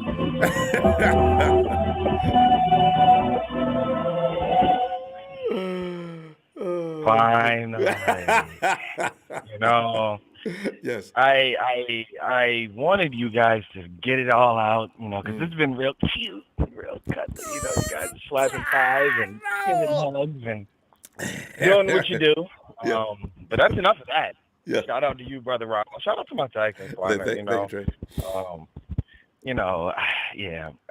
Here's the deal, Ronbo. This Jalen Hurd obsession. What is this about? Is this about one half of a preseason game a couple of years ago? Because here's the problem that I have, Ronbo. It's called nepotism, favoritism, whatever you want to call it. We did the same thing. No, hold on. I got my partner on the phone. Yeah. Both of you, card-carrying members of the Solomon train. You remember that? You remember that? Whoa! Not me. You got me mixed up with Cheek. Whoa! Now you jumping up. You got me mixed up with Cheek, Trey. I was animate about being against Solomon. I was one of the most vicious people out there. Not in the draft, Ronbo. I'm talking about year 3, year 4. You tried to sell us. Remember he was looking good on Instagram? You remember that? Do we have to go back to those days? Well, after he got on the team, I tried to support him. I ain't going to lie about that. No. Yeah. But no, seriously though, all jokes aside though, there are guys that are posers. There's guys that are football players. Let me give you an example. You got a guy like Jalen Hurd, looks good in a pair of shorts. It's great, right? He's going to do all these things, right? Then you got a guy like Trent Sherfield. You got a guy like Trent Sherfield coming out of nowhere. All he does is ball. All he does is prove it and put it on tape. Who would have thought that everybody should have listened to the Big Show? Well, guess what? TNT did. Guess why? Because we told you. Not me, not my partner, not anybody else but Big Show. He's still saying it, too. We just found our number 3 wide receiver on the scrap heap from Arizona. Like, let's be honest. We're one injury away from catastrophe. And so we have to make sure that we run the hell out of the ball. We play great defense. We throw the ball to our tight ends a lot. I need to see Kyle Juszczyk get more love. What do you think about that, Ron? Because he doesn't catch enough. He should have got more in the last 2 years. Trey, Trey, we got plenty of wide receivers, so no matter what Jalen does, it's not going to hurt us. Jalen's just gravy. Is that what that is? I got to look at it that way because I don't know what he's going to do. He's a luxury. He's going to sprinkle a little bit on top. I don't doubt the guy can play football. I doubt the guy can stay healthy. That's my problem. And, health is a big thing. Health is wealth. If you can't be on the field, you can't help us. Yeah. And so all I want to know is this guy worth it? Because we lost a good kick returner. Travis Benjamin has the type of speed that he should be on the roster right now. Yeah. Period. Well, at least he's in the house, but you're right. He's not. But Ronbo, we're not going to do it long. We're just going to do it strong. I just wanted to come in here and just make sure that this stop all this hugging and kissing atmosphere, I know. Kissing, hugging, back rubbing, slapping 5, all this jive. It's all over now. Seriously though, shout out to the fam. We in game mode. We in game week mode. Trey, you're late. You should have been here yesterday. Emilio was telling everybody how Jalen Hurd needs to be thrown in the garbage. I mean, Jalen's not getting a lot of love. So, yeah, we wouldn't. Look, man. Look, Jalen's not getting a lot of love. Hey, all I'm going to say is this. People need to give Big Show his flowers. He told y'all about this receiver issue. Nobody wanted to listen. It's something that we're going to have to think about. But one thing I will say, this defensive line depth, it's disgusting what we're going to do to some teams this year. And I'm here for it. And Get ready. Jared Goff is telling everybody on the team, listen, guys, I'm begging you. Bring your best game. These guys are dangerous. And if you want to see me continue for 4 quarters, it's going to be up to you to keep me on that field. Nick Bosa's calling him. All right, man. Jared, you know who this is? Hey. No, who's this? Shout out to TNT. It's Nick. Shout out to production. Shout out to you, Brother Ronbo, for holding it down. Shout out to the chat. Here's the biggest thing, though, that we got to make sure that we do as a community. We're going to hold each other up, all right? Other people are going to come in here. They're going to talk trash. Why? Because it's just popping. They got nothing Raiders. else. They don't come here for any other reason but entertainment because their shows on YouTube are dry, lazy, have no flavor. Hey, Can't help Trey, and yourself as well. Give a round of applause to the chat that keeps everybody who comes in here looking for an ass whooping. They make sure they get an ass whooping. That's what we do. That's what we do. Shout out to everybody. We out of here, man. If you're going into the chat with that weak stuff, you're getting tossed out. All right, fam. All right, Ronbo, TNT, we out. Hey, great to hear from you guys. I'll be back tomorrow. All right, guys. Have a great night. All right. I do imagine, though, if Nick was just a sick puppy, find out Jared's phone number. Hey, Jared, you know who this is? Who is this? Nick. Nick who? Guess. Bosa? Damn right. Hey, guy, I'm just in town. Just got here a little while ago. Just want you to know, no hard feelings, right? Listen, you want to meet us for a drink later? No, Nick. Dude, how'd you get my phone number? I could write this whole skit. Jesus. Hey, Emilio. What's happening? Emilio, man, I'm just... Well, I'm glad. You know what? I'm glad TNT agrees with me with the whole Jalen Hurts thing. And I thought I was the only one because I was like, everybody, it's a great idea. No, you know, not yet. It's a bunch of Emilio, ideas. there are so many people that agree with you. I'm in the middle. I just want to see what he looks like. I'm like, I want to see. And then if he goes out there and bombs, oh yeah, I'm gonna join everybody else. But if that boy's ready to play, oh, look at that. Gravy. You know, because I was talking about gravy. Because we don't have to depend on him, you know? So. Yeah. No, exactly. He's a bunch of what ifs, like I said. He's only shined in preseason, so he can't go to. He ain't even shined in preseason. You know, I mean, but I'm talking about his 2 years ago against Dallas. Anybody can look at a preseason. That's what you mean, yeah. You know, just the few catches he had, he didn't catch the ball. And not like those catches weren't catchable. He just showed out like, man, come on, man. And you're the receiver, like I said before. Every quarterback sucks. So it's up to the quarterback to make these guys look amazing. So if the receiver looks amazing, the quarterback looks even greater. It all falls on the receiver. And you know what? You think about it. If there was that boy's nerves is going to be if there was no Jerry, yeah, but if you think about it, if there was no Jerry, there'd be no Joe. Montana, well, there still could have been a joke, but he had. John Taylor. But I'm just saying. Taylor was good though. If it wasn't for Jerry, Taylor would be getting a lot more love than he gets. But you go ahead. No, he does. But I'm saying, it would be no Steve Young. So, yeah. You think about it. He made those quarterbacks look amazing. So if it wasn't for Jerry, these quarterbacks would have been good. They wouldn't have been amazing as they were. It's always open. It's one whole thing for me. That's why he's considered the greatest football player of all time. Yeah. Because Jerry even made the Raiders look good. So. And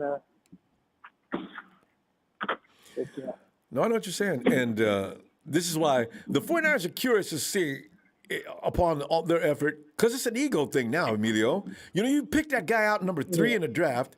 You had him all sized up. He was all hell at Tennessee. But, you know, they're going to see this out. I knew they were.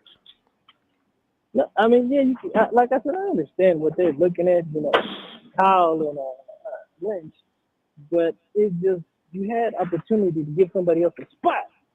And you just said, you know what, forget it. And he could have, you know, honestly, there's a slight chance he could have made the practice button, and a chance he couldn't have. But it's just, why are you going to go set off on something that you thought is not a guarantee? You could have went somebody with a guarantee that was able to return kick. And, you know, with Simba, he caught a few catches. I'm like, you could have gave him a shot. At that least, was my whole thing. Could we look at him some more? Kyle didn't give him no snaps in the games. I think, did he get one snap, I think? But otherwise, he was just on returns. Trey, Emilio, you know what? Kyle is like, if you can't block, he's already lost interest. That's why Matty B got left, because you know Matty B wasn't that bad. Kyle said, man, he can't block. I got to let him go. I'm going to give me some big running backs in here. I'm going to get Trey Sermon. I'm going to pick him up at number 2. Or number 3. But you think about it, a lot of receivers don't know how to block. Even the great ones, all they do is just hold for a little bit. And you think about it. Get flagged. When have you really heard? When have you really heard a top receiver really blocking if he really, really has to? So I'd have to think about that. It's rare when you see. Yeah. So you know, Kendrick Bourne was pretty good. He didn't get much love for it. Kendrick Bourne was pretty good at that. When you look back at the film. But okay, now look at this side. You just mentioned that. Was Bourne really one of our top receivers? No. No, what exactly? So you got to be good at something. You're not good at everything. Oh, you got to think about it. Not every play. Pierre Garçon, I'll give him a little credit on that. Okay, well, I'll give you that. He was able to catch you. Yeah, but then when he was with us, he started falling apart. So it wasn't the same Garçon that was with the Colts. Yeah. So he wasn't the same Garçon that was with the Colts. And you're not always going to get, just because he was on a good team and he did great doesn't mean you can throw him and do the same thing. That all falls into, it just depends. Sometimes some players do better on one team and do better on the other. That always happens. It almost always happens. Especially, you look at Nick Foles, how good he was with Philadelphia. Now he can't play. Yeah, he got to the Super Bowl and then he just crap now. So it's just I say stuff like that happens. It's just weird. I don't get it. And then you wonder, I'm like, damn, we spent all this money. You can't do what you just did at the other team. But then you think about a different system, different players, different coach. Everything's different. Player doesn't adjust fast. Only Brady can probably get away from going from one team to another and look exactly the same. But then Tom comes in and he reshapes the program for himself. You don't tell me what to do. I'm going to be the coach. The only real reason Tom Brady was because of that defense. I know, Tom Brady didn't have that defense with the Patriots. I mean, with the Buccaneers. I don't think there's a slight chance he wins that Super Bowl. Because if it wasn't for them going after Mahomes. Somebody mentioned Anquan Bolden was a good blocker. Okay, these are strong dudes, though. The thing, like I said, cases are rare. It's different when they can do that. Like I said, he was good with the Rams, and he did one hell of a job with us. It's not all the same. Like I said, I mentioned Jerry. Jerry, where he went, he was good. Went to Raiders, he did pretty good. He went to Seahawks, he did pretty good. It depends on the player itself.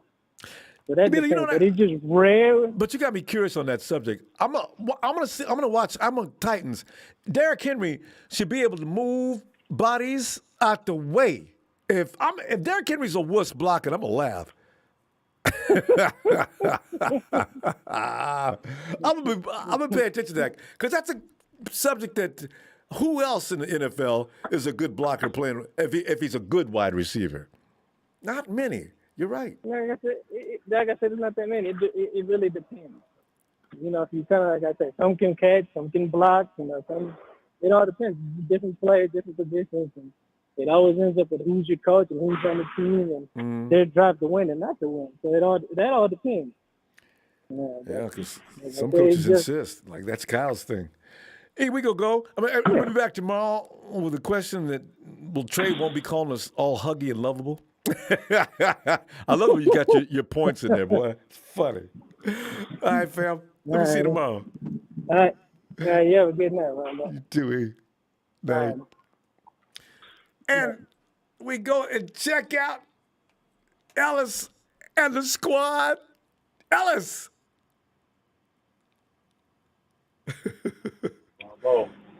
Ellis. Yeah. Ellis, you able to get away? I mean, not able to get away, but are you able to talk? Yeah. All right. Yeah. Everything's good. Right, Ellis, because we wonder everybody's. We've got Scotland Yard here tonight calling in, trying to figure out what in the world Kyle is doing and what's the purpose of it. What is the end game on this? And are we going to find out at some point later on as to why Kyle was keeping the media in the dark about something that normally every coach says? I'm amused by it all. I ain't mad at him, but I want to know why is he doing that?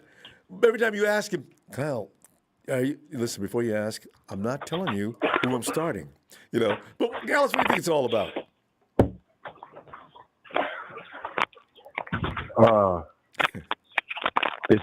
It's a game of chess, not checkers. So Kyle is, a grade A. He's showcasing his grade A, chess talent, and he has to play the game. I'm not gonna, and I like the fact that because I'm kind of like that too. Some people ask questions because they're trying to bait you to give them some confirmation that they're looking for. And to me, that's a damn game. Mm-hmm. And I don't like doing that. So at times I do that in my own personal life. I'll refuse to even talk. I'll talk about a whole bunch of other shit, or I'll say, you know what, I see what you're doing. You know, it's And usually in call a them on different it. type of setting. Yes. Yeah, or you call them on it, and you as we call it, you lift your skirt up. You know what I'm saying? And Exactly. show what you're doing here. But anyway, you know, I'm thankful that you know he's playing the game. Anybody that doesn't know what he's doing, you know, they'll just have to be in the unknown category. You know what I mean? We know who's starting next week. It's not hard to, you know, guess at this point. I mean, even if Trey, you know, didn't get a chip in his finger, you know, it was still going to be Jimmy.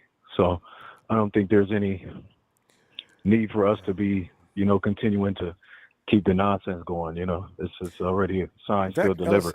They ought to put a meme up. The next person to ask him that in the media, photograph him and meme him, you know?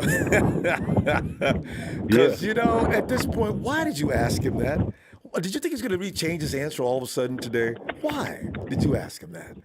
So, yeah. Yeah. No, I'm not concerned about it. I'm honestly just looking forward to us getting, you know, getting a nice, good, you know, week and getting the guys together, everybody. I can't wait. I can't wait to see our defense. You know, I'm really excited to see our defense hit the field, to be honest. You know, the Michael Kendricks thing, I think was good that we sent him packing because that was a waste of a time, to be honest. I was excited initially, but I was a little kind of left. It was a left field kind of pickup, but I was thinking, oh, okay, well, he has some production as a good, solid, you know, player. You know, can't come in and get hurt immediately, though. But I'm sure KJ. Yeah, I'm sure KJ wanted too much money. Maybe that might have been a better sign. But you know, KJ was there, you know, sometimes, and he gave us some fits. So maybe that would have been a little more better sign. But we don't need that. We're not dying for linebackers. If that was the case, then we could have kept Hilliard. You know, we could have found a way to keep Hilliard. Yeah, keep Hilliard. And your favorite guy too, Griffith, Jonas. Yeah. Yeah, Jonas, exactly. So, you know, I'm not concerned about it. I'm glad, you know, now we don't have to worry about having a wasted, you know, spot. I know he was on the IR, so it really wasn't technically a spot taken up. You know what? Yes, he had a $1.25 million, Karen, not guaranteed, but a salary coming had he could have stayed his butt out of that IR, though. So I don't know. Was he really hurt? Because somebody said Michael may be a con man. This ain't the first time he's done this. Went over to a team, got signed, and was laid up a few minutes later. This may be what he does. Well, if that's the case, then he's one hell of a con man, and he just got a nice little payout. No. You know, you go to jail for insurance claims in the real world, but I guess in the NFL world, you know, it's a little less easier to detect. I mean, maybe he pays his doctor under the table, gives him a little extra. Hey man, just go ahead and tell him that I'm really effed up, and you know, go ahead and get somebody else's records and you know, slide them in for mine and play it out. You know, you'll get paid. Yeah, but yeah, but it's scandalous though. You know, I'm good though, Ronbo. I feel great, man. I think everybody is excited about what's gonna, you know, take place next week, man. It's really easy, and I don't even think Trey honestly needs to play next week, so that he should get another week of rest. I would like that finger to heal up fully, you know, more than not, because when you're a quarterback, you're taking snaps and stuff like that. You know, the ball hits the finger, different things happen. And I think what happened is because he always throws when he releases the ball, he throws his arm down all the time. He does this thing with his arm when he throws it, and he swings his arm down, and that's when he hit on the helmet of that player. When he released the ball, if he could stop at a certain point, you know, then that wouldn't have really happened. But again, when the heat of the moment, when you're playing, it's not really anything you're paying attention to. He's just doing what he normally does when he releases the ball. Ellis, so, question. It's unfortunate. You being a quarterback. Go ahead. You being a quarterback, you know what? He has a really nice follow through. As a quarterback, that is important, though, isn't it? Think about it. But you need to know how to protect yourself. Don't leave your arm hanging out there, right? I mean, go ahead. Yeah, no, it's you know, it's situational. So, you know, if there's nobody that's in your way in a range of motion or anything like that, then you don't need to necessarily cut your full release in half. Sometimes the wrist. My coach used to like the fact that I used a lot of my wrist. It was a lot of strength that was in my wrist when I released a lot of the time. So sometimes when you go and swing your whole arm all the way through, it's like you're going to hit somebody. You're going to hit something. And unless you have a clear range of motion and there's nothing in the way, then, you know what I mean? You don't want to necessarily do that if you don't have to. But he wasn't paying attention to that, and he was focusing on his man, on his target. And, it just ended up happening that somebody's head was down right there. So when his hand went down, bam, he hits it on the helmet. And, I mean, that shit hurts. So, yes. I would rather him get a jam. I would rather get a jam or something like that than have to, break a chip or bone. But he'll be fine. But yeah, he needs another week off, man. Just let everybody be scared and worried that Trey's going to come in, and don't bring him in, and just let Jimmy beat up, Jimmy and the boys beat up on the Lions. Hey, Ellis, one real quick question. We run out of time. When you're throwing motion too, you say there were times when you would cut it short. Did you protect yourself after you let the ball go? Because you got a lot of guys rushing in on you. It happens a lot in football anyway. Guys crashing their hand up against a helmet. Were you constantly aware of that when you were out there? No, I can't say that every time I paid attention to that, because I was more focused, and the adrenaline's going and in the moment. Now, if I was in the pocket, I would cut my, we had plays like, with my tight end, with, my boy, when he would run and I would throw it to him, I would just go over and then I would stop. I wouldn't bring my arm all the way through. Like, it's kind of like a baseball pitch sometimes. Guys incorporate like this different range of motion that almost kind of looks like what it looks like when a guy releases a baseball. You know how they go all the way down instead of just stopping, you know what I mean? But, on the rollouts and different things like that, I never really – nobody was even in my area, because I was, when you're out there doing that, doing your thing and rolling out, you don't really have those kind of issues. But it's all situational, man. But, he just got to learn to protect himself and pay attention to those kind of things. He'll be fine. Coaches got to work him. Ellis, we got to go. Yeah, for and sure. I'm going to be back tomorrow looking for the Ellis Show. you in the squad ready? No, never that. In the squad ready? No, not tonight. All right. That's right. No squad. Yeah, no squad tonight. But thank you, Brother Ronbo, as always. For the platform. Thank you to production, man. Shout out to all the good guys out there, man. All of the Niner faithful, and y'all keep on whooping and beating them up in the chat, man. I'll be there in a minute. Thanks, Ellis. After I finish this dinner. Right, yes, sir. Peace and Have love, family. Night. Hit those likes, man. Make sure you subscribe, y'all. Peace and love always, champ. Thanks, Ellis. And there's Tommy Huxley. He's a little show named his daughter McCorkle. Tommy's got something going on. Speaking of, it's a big show. It's a big show on tonight. Show! Get in here, show. Ronbo. Yes. You need more time? You mean the McCorkle that just won the starting job over Cam Newton in New England? See, that's who won over the locker room? Gave you an opening within a matter of weeks. I know. I mean, come on. And yeah, I'm not going to go there right now, though. And he's looked good. But although keep calling me a little show. Keep calling me a little show. Go ahead, keep doing it. Go ahead. So bring it on. You do get a lot of shots at that name, don't you? It used to be JJ used to adopt that name for you too. But Trey is praising you tonight because of the fact that you pointed out that we should stop talking about Jalen Hurd in any capacity other than the fact is he probably took a roster spot that somebody else should have had. Don't expect big things from him. Go ahead and elaborate on that if you want to. And also, you might want to address Kyle Shanahanism. I'm changing to Kyle Shanahanism because nobody else in the NFL clowns the media like Kyle. Belichick used to, but Belichick would do it with he just became inaudible. You couldn't understand what the hell he was saying. So if I'm sitting in the media, I'm afraid to ask Bill a question because I know no matter what he says, all I'm going to hear is,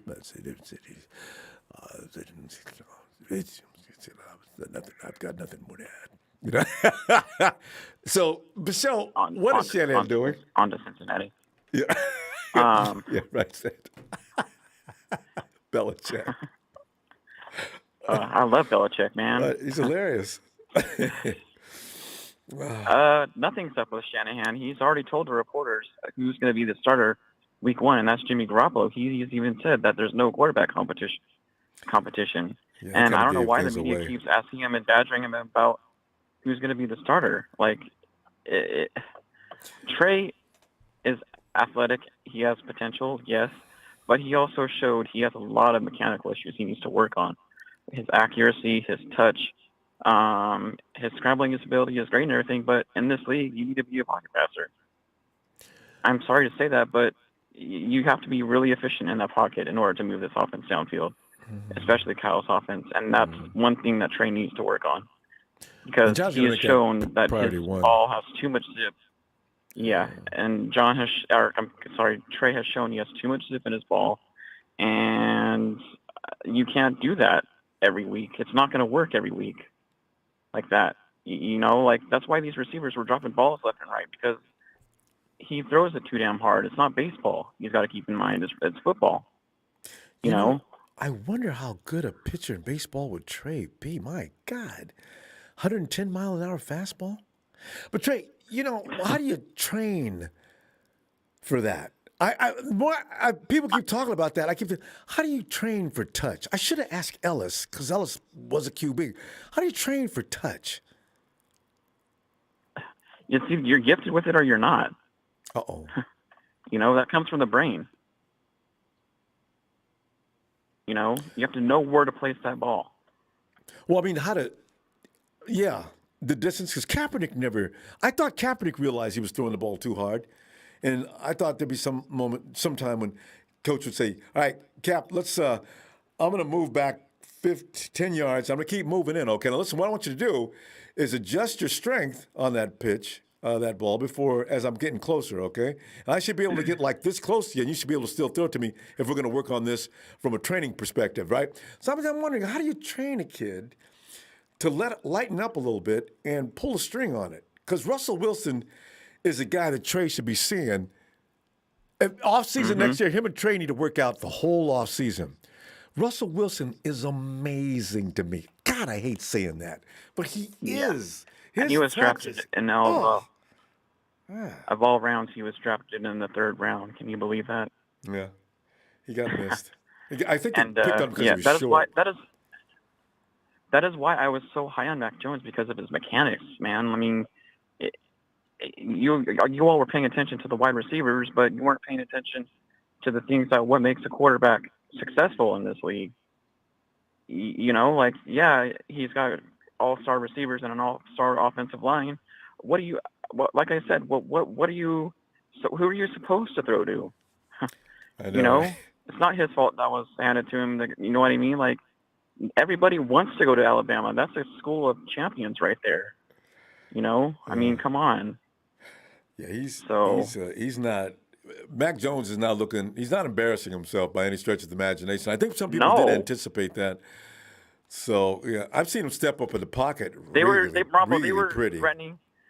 It was ridiculous on Twitter. There were people threatening to end lives if we were to select Mac Jones at 3. There were people threatening to shoot their TVs and stuff like that. I mean, come on, for crying out loud. Well, we prejudge every year. I mean, everybody thinks that every quarterback that's coming to the league is the next big thing or the next small thing, right? So, you know, it's kind of always hard to call because there's some media. You look, I mentioned Russell Wilson, for example. When you're picked in round 3, you're not being looked at as a potential star in the NFL. You looked at Joe Montana. He came in. Didn't Joe come in 3rd round or 4th? 3rd round. Yeah, another not first round pick. You know, so it's really Some people are meant for the NFL and some aren't. That's just the truth. So we'll see what he looks like during regular season, though. I'm giving Trey either this whole season to sit or by the bye week 8, for him to start. He's not ready to start right now. He's not. So. And that's going to depend on the record too. It's Jimmy's team. It's Jimmy's team right now. Yeah. So because you get over it, the haters. I mean, come on. No, really, what will happen with Kyle is if him and Jimmy get comfortable, and they're like 7-1 into week 8, nothing's going to change. They're not going to bring Trey in, no. But nope. Yeah, or they'll do what they've been doing. Trey will come in, do whatever he's going to do with Kyle. 2 quarterback system. Yeah. But there's no way it's just going to make Jimmy sit down for the rest of the season. That's not going to happen. No. Unless he gets hurt or gets taken out. Yeah. Exactly. So All right. we'll see what happens. So keep calling me Little Show. Go on. Keep calling me Little Show. Go ahead. I don't care. You guys are pissing Show off. No, they're not pissing me off. I mean, they're gonna start seeing I'm not Little Show. So he knows what he's talking about. That's right. Give it up for Show. All right.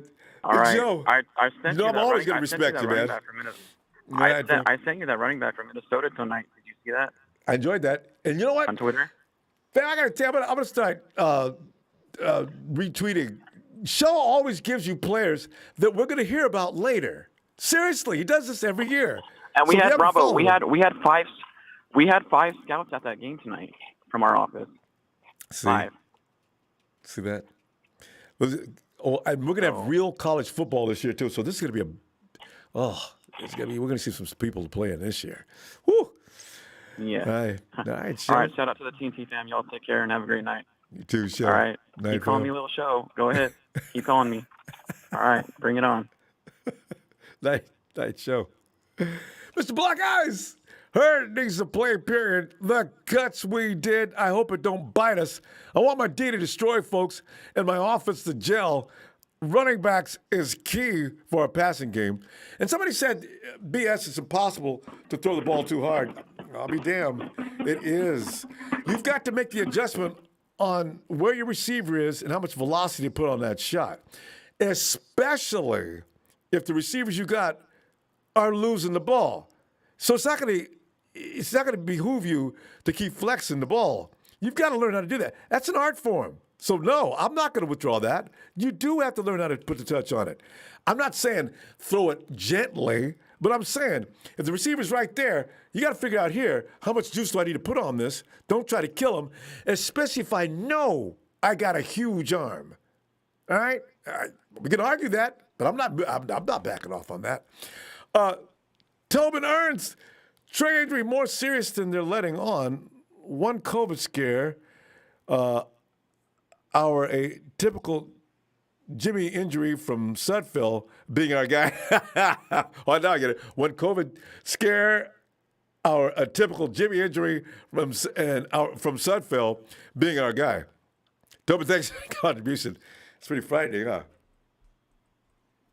Monroe. What's going on, Ronbo? Monroe, man, we're sitting there tripping with Kyle because Kyle's been tripping for weeks and trying to understand what is the reasoning. And also, you might question the media, too. Why do they keep asking him that question, knowing he's already made it clear he's not going to tell them? Ronbo, you remember that movie? You remember that movie with Mel Gibson, Maverick? Maverick. I'm thinking when you said Maverick, I'm thinking about Tom Cruise. He was Maverick in Top Gun. Oh yeah, well you know what? That was a remake of the original. I didn't see that. No, I'm talking about Maverick when he was a poker player. Yes. I see what you're saying. Has Kyle become Maverick? Yeah. For what? What? Mm-hmm. Yeah. He don't want nobody to know nothing. He don't want other teams to know what he about to do or nothing. That's Cal. Monroe, there's nothing that the Detroit Lions can do. If we was playing the Bucks, the Chiefs, the Tampa Bay Bucks, the Chiefs, the Hawks, the Cardinals, the Rams, I think Kyle has gotten. Ronbo. Go ahead. But Ronbo, you got to look at the bigger picture. It's not about week 1 and week 2. It's about them other things that's good. He don't want to show his deck of cards. He don't want to show none of that. And I understand where he's coming from. You don't want nobody to show you. That's how you win, man. Because they don't know, they can't prepare for you. They can't plan for you. So Monroe, we can look for this to be the case every week. Yeah. Kyle is, you know what? No, you got it. That's it. You did it. Kyle is setting the precedent right now. When y'all ask me, and I'm letting you know, this ain't the end of this. You'll see the starting quarterback this game, yes. But when you come at me next week, I'm same thing. So I'm gonna get you used to this. I'm gonna have you trained. Stop asking me about my business. And that's Kyle's attitude. Playing poker right now. He's playing poker right now. I bet he a good poker player too. You know what? I can't imagine. Maybe I can't imagine Kyle playing poker, but I could see maybe. Kyle doesn't seem like the kind of guy. Well, maybe you never know. You can't really tell a poker player by just looking at him, because we know Robert Saleh likes playing chess. In fact, he's damn good at it, from what I understand. But yeah. Why does it sound like there's a popcorn machine behind you? Oh, for real? Yeah. Oh no, I'm sitting in my car. Okay. Kind of needs some special motor oil. Sounds like you got a knock. But Trey, Monroe, go ahead. Give me some more on whatever you want to. You know, we made. I think Jalen Hurd is going to be. I'm sorry, go ahead. Oh yeah, I'm happy for Jalen Hurd. Remember, I was like, I'm glad he made the team. I knew he was going to make the team because, you know, John Lynch, he likes those type of guys. You know, he always say, I like the versatility guys. You know. Yeah, that's true. And that's Jalen very Hurd true. is got very versatility in his game. You can put him at running back. You can put him at tight end. You can put him in wide receiver. You can put him in the slot. He like guys that can might be able to quarterback. Yeah, he's 6'4". He might be able to quarterback. He's 6'4". It's not like can't see over the offensive line. Yeah. So you know, I kind of figured, and then Kyle Shanahan made a comment saying he's one of the 6 best wide receivers on the team. So he said that more than once. He said that again in an interview too. Yeah, he believes that. And you know, he was all world at Tennessee. So you know, I want to see. I want to see what he develops into too. I really do. I mean, and I got one crazy idea, because you know I always got to throw my little crazy idea out there, man. I think we should have ended up pushing for Cam Newton, man. I think he should have. It ain't over. I mean, Cam. Because the only reason why, no disrespect to Jimmy G, and I understand, but if he's going to help Trey Lance, I think he'd work better behind Cam. Yeah. Yeah, because they got. I'm not saying they got similar little style. You feel me? They both could run that read option and all that. You know, plenty stuff. And but Cam is more vet. You know, Monroe. He been to the Super Bowl. And he got a lot of experience. He been to the Super Bowl and all that. He got a lot of experience. But true. Here's the thing. In that case, then they both got the same amount of experience right guard now. But here's the thing. Well, Kyle does not want you to be an strictly RPO guy. You clearly. He is definitely going to work on Trey's pocket presence first, because he already knows Trey can run. Oh, there's no doubt about that. I totally understand that, but you know Cam Newton can throw from the pocket too. But Cam Newton can still keep that. He can still elevate Kyle Shanahan offense too. You know, even with his style of play. You know. But the thing is, Monroe, what is Kyle Shanahan's offense? As you say, he can still elevate Kyle Shanahan's offense. What is Kyle's offense in your mind? In my mind, it's more I say more shifty type offense, where it's more I'm making you going. I'm going this way, or I'm going a whole other way. So he causes chaos and confusion with the defense. Yeah, so when you got a running quarterback with that chaos and confusion, that's more chaos and confusion. Yeah. Shannon's been running. If y'all know You don't know who gonna run you don't know who gonna run with the ball. It could be Debo, Ayu, Kittle. But see that you know what that sounds like? That Lance. but you sound like know what I'm saying? you sound more like Roman. I mean Frank. What's the name? Greg Roman. Where is it, Greg Roman? Yeah. You see, here's the thing. You got Kyle Shanahan. I mean, not Kyle, but both RG3, also Cam Newton. You have to design special offenses for them because whereas they're not the best pocket quarterbacks, but they do what they do well. Lamar Jackson, same thing. That's not what Kyle really wants. He wants Russell Wilson. He wants Russell Wilson, a taller version of Russell Wilson.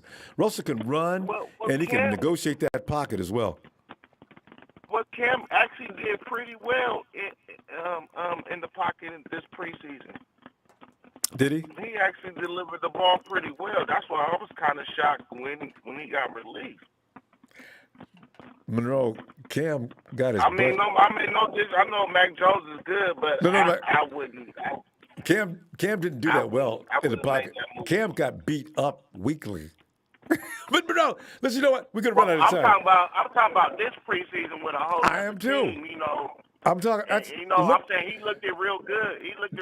Okay. I mean, this preseason, all right. He looked it pretty real.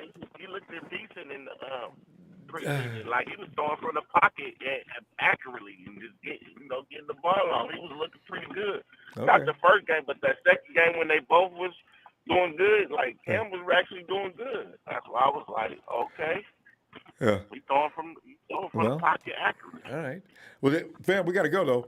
I tell you what, I'll be back tomorrow to find out about let's talk about some other things tomorrow, more team oriented. All right. Yes. Well, don't worry about Niner fans. Don't worry about the starting quarterback. You know, just let the chips fall where they lay. Let's just get the game. Let's just get the season rolling. Get the season rolling and start kicking some butt and getting them W's.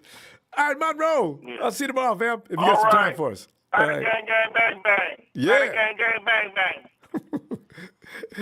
Night, Monroe. And let's get rolled all over there. The Big B Ham. Bobby, I wonder if he's in his big truck out here to make them big bucks. Bam.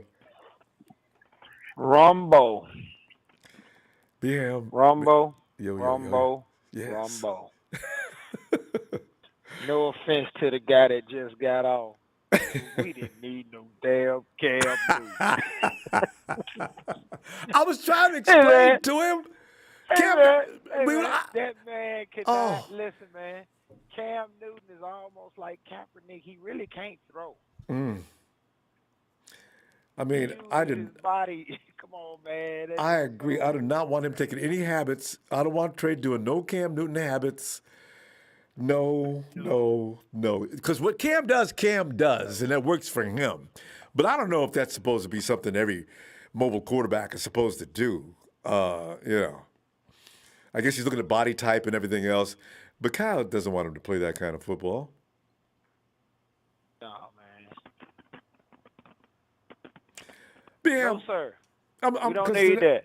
Yeah, Bam. I'm trying to. Actually, though, Monroe made one good point about what Kyle's doing, though. See, Kyle's letting everybody know, look, you can ask me every week, but I'm going to tell you the same thing every week. Nobody's going to know what I'm doing until it's time for me to do it.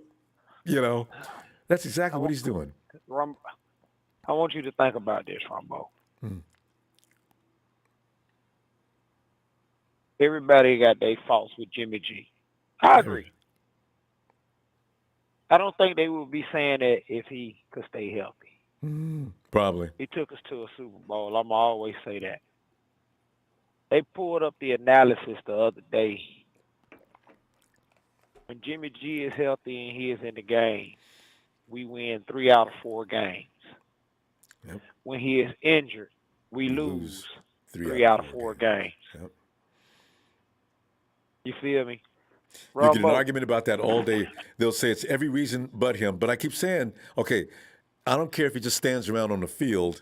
Something about him, if you want to put it that way, makes the team win. I'm going to say it like this, Ronbo. I want you to think about this, honestly.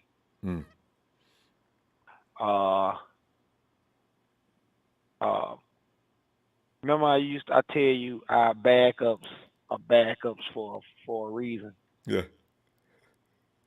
Hey, we went and got another starting quarterback. Finally. Not to be, I mean, for a reason. You feel me? That's Because what John the and Kyle backups said. wasn't getting it. Yeah. The backups wasn't getting it. And never if was. the backups was getting it, then we wouldn't have got them. You know, we wouldn't have got another quarterback. But we went and got another starting quarterback in case the starting quarterback goes down because the backups is not getting the job done. So, I mean, I like where we at. He does need he still got some mechanical issues. You asked earlier about what how could he learn touch? You learn touch about that's muscle memory. Yeah. That's gonna come, you know. That's gonna come. That's right. With reps. That's exactly right. Yeah, that's muscle memory. Yeah. You got to know. Your body should automatically know when to pull up. If you're going deep downfield, okay, let that shotgun fire. But if that man is 15 yards away, don't try to kill him because he ain't going to catch it. Right. Yeah. Exactly. So, I'm excited about where we at, man. I mean, I've seen some guys. I think we cut Travis Benjamin. Did he get re-signed to the He got re-signed squad? he's on the practice squad, yeah. He's back. So we got one speed guy. Sherfield is fast, though, BM. I think he's faster than anybody knew. He's good at getting downfield. Yeah, I believe he is. Yeah. But I think Jalen should have went to the practice squad. Everybody does. We should. Like somebody said, nobody's going to pick him up off the practice squad. If you put anybody else, Benjamin's not going to get picked up. At least I don't think. I like Benjamin. Benjamin. Because they picked up the other guy. Remember, we was trying to waive Nsimba Webster. They picked him up immediately. All right, and by what they saw during preseason game, that boy be rolling down the field with no effort and moving like lightning. You know, those are natural runners. That boy was given his field position. So, yeah. I'm gonna say this, Ronbo. We didn't rebuild. Even if they don't want to say we didn't rebuild and got us a quarterback. It's time we go out here and get us some world-class speed now, man. Yeah. You know, it's fan. I've been trying about wide receivers for 3 years. I can't get one. Nobody listening. I mean, I love Debo, Brandon. They nice, but we need something that's gonna stretch the field and really keep people guessing. Especially if we move along with Trey Lance. I like his accuracy. Looks like it's pretty good. You know what I'm saying? But if we had some speed, because I believe his arm can outthrow our receivers. You know, I bet that's true. Because he can definitely fly. He can definitely send that thing into orbit. So you don't want to restrict him and make him always have to strain for short shots. If you got the speed, you can open up the field all the time doing that. If you got that kind of receiver, you know. And I said that we had Marquise Goodwin. We was going down the field every now and then at a normal clip. But, you know, Marquise had all kind of personal problems and had to go. Right. So, I don't know, man. I don't know where we go from here, man. Hey, Jimmy G starting quarterback, like the one good point he said, man, I don't think we are really worried about the first 2 games, barring no significant injuries. If we can get out of the first 2 games with no significant injuries, you know what I'm saying? I think we're really looking ahead to week 1. I mean, the first home game when you got Mr. Rogers and company coming to town. Boy, you know, I tell you who what, knows how that team is going to be playing. No. I can tell you right now, they don't have Bakatari to protect. It's going to look a lot like that game we played last time Nick Bosa was on the field. Rodgers is in serious trouble. Unless he gets more offensive line protection. That defense we got right now, boy, Beham, they're going to be, body bags is going to be brought in and set on the side of the field. We kept 11 defensive linemen. Boy, the rotation should be real nasty. The rotation should be super nasty. I'm talking about at all times. You rarely should catch somebody on the field for 2 or 3 series. Yes, that'll never happen. Yeah, we done ran out of time. Always good to hear from you. Are you rolling right now, or you at home? No, I'm home, man. All right. I'm home right now. Well, BM, you got some time for me tomorrow, man. I'll be back here tomorrow looking for you. It's always great to hear from you. Oh yeah, man. I'll try to get back in there, man. How many days you gonna be on tomorrow? I'll be on tomorrow. Friday. Yeah, tomorrow Friday, and then they take Saturday off. Be back Sunday, of course, as we always do, and Monday, and yeah. Okay. Right on up to game time. All right, baby. Good to hear from you, fam. Talk to you All right, later. man. You be safe, man, and appreciate too. what you do for us, man. Thanks, BM. It's my pleasure too. All right, fam. Have a good night. And there's all right. And there's Tony who picked up Wayne Gallman. Hey, you released Quadri Ollison. Hey, Tony. What's up, Ronbo? How you doing this evening? Tony, always doing great, man. I'm talking football, man. No matter what else. I could have a headache, a toe ache, backache, earache. Nothing matters, man. Start talking football, everything feels good. How you doing? Same here, brother. I'm doing fine, sir. Just had me a nice shower, just relaxing, and just looking at some of these moves like you were just talking about. What do you think about that? Is that good for you? You feel okay about that? Yeah, but that was about a Dan Quinn move. Quadri Ollison was one of Dan Quinn's guys, and Arthur Smith wants his guys. I forgot. Coaching change means personnel changes. Yep. So Ollison didn't play that much, which I blame Dan Quinn for, because, you know, if the guy was always healthy, they would put him in on short yardage situations, but then take him back out, and they would never play him. So he's fresh. Yeah. He was a beast at Pittsburgh, but, you know, it is what it is.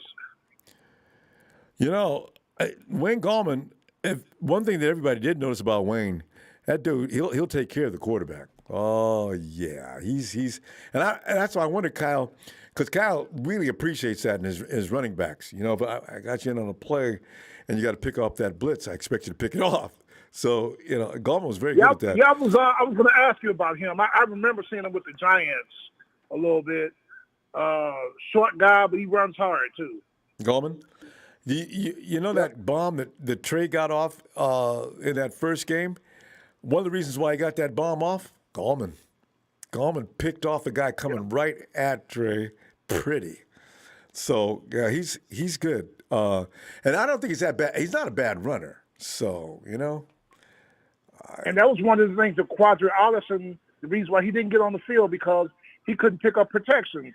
And this guy is 6'2", 225, 230, man. Yeah, you can't pick up protections. Come on. See, you know what? Have you paid attention to Derrick Henry? I just wonder, because we were talking about wide receivers and such. How well do they take care of blocking assignments? Derrick Henry ought to be one of the best in the league. I just realized I'm gonna go back and look at some clips. Does Derrick Henry block? I don't know. I have to go back and look at some clips also. I mean, somebody thought about Derrick Henry blocking. It's just Derrick's in the game. He's getting the ball anyway. But as far as otherwise, he could come sit down. I bet you he does it. But hey, Ronbo, you can tell me the truth. You have nightmares about Derrick Henry. I've been telling people about that. I'm sorry that they're on our schedule this year, and we play them late in the season. I just hope I got Javon Kinlaw healthy, DJ Jones, Eric Armstead.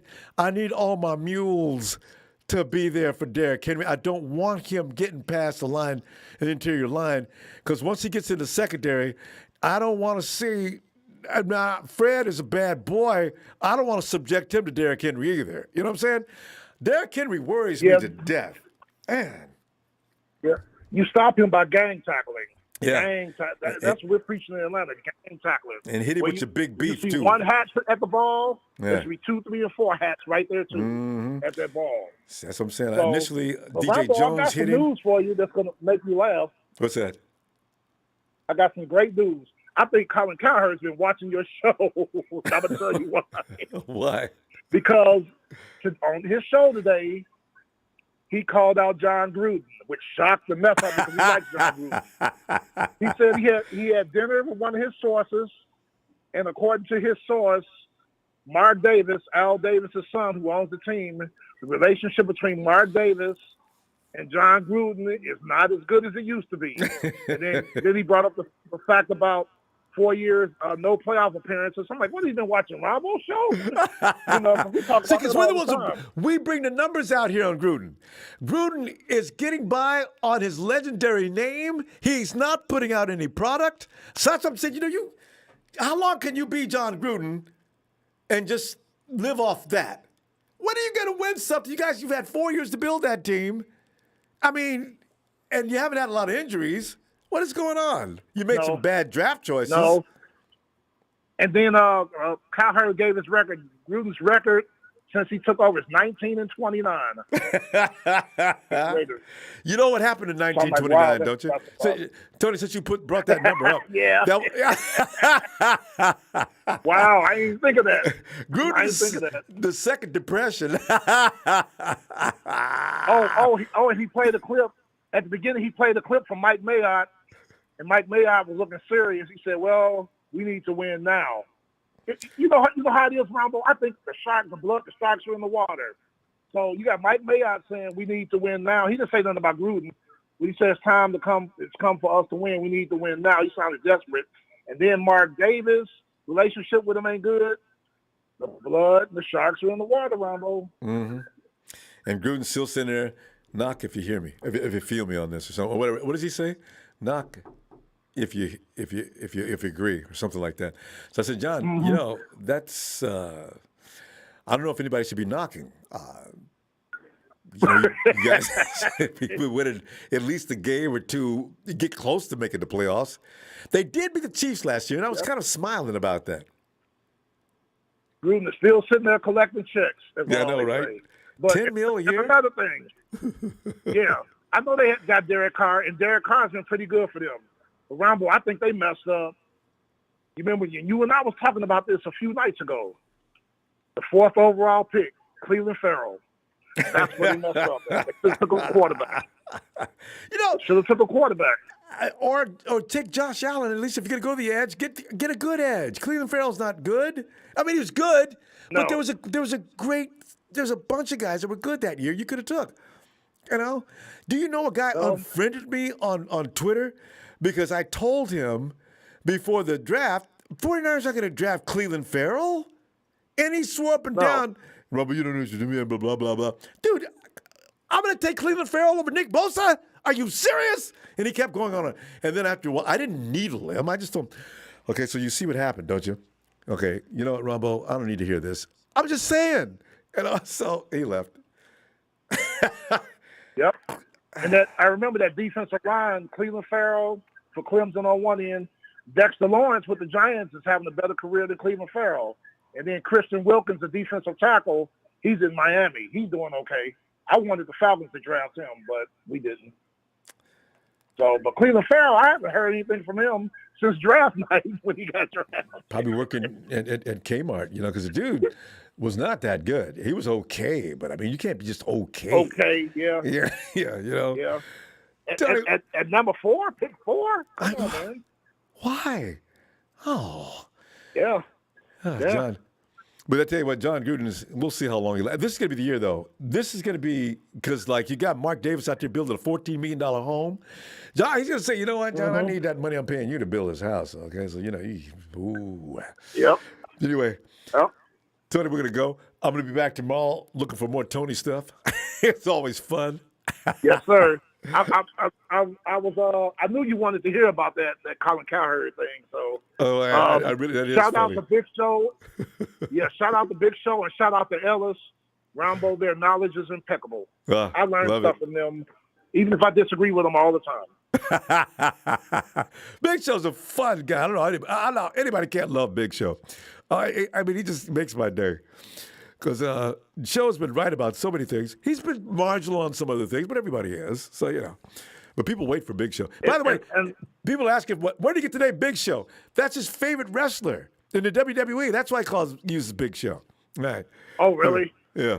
Okay. So. Good deal. And that's how I discovered you. I was channel surfing one day. It was during the draft of 2019, and that's when you guys picked Kyler Murray, and then you guys picked Bosa, and then you called our show. Big Show. You said we will not be denied. Big Show. I'm coming looking for you. You say you sound like you smell like poo-poo. That was hilarious. I couldn't find you for a while, too. All right, Tony.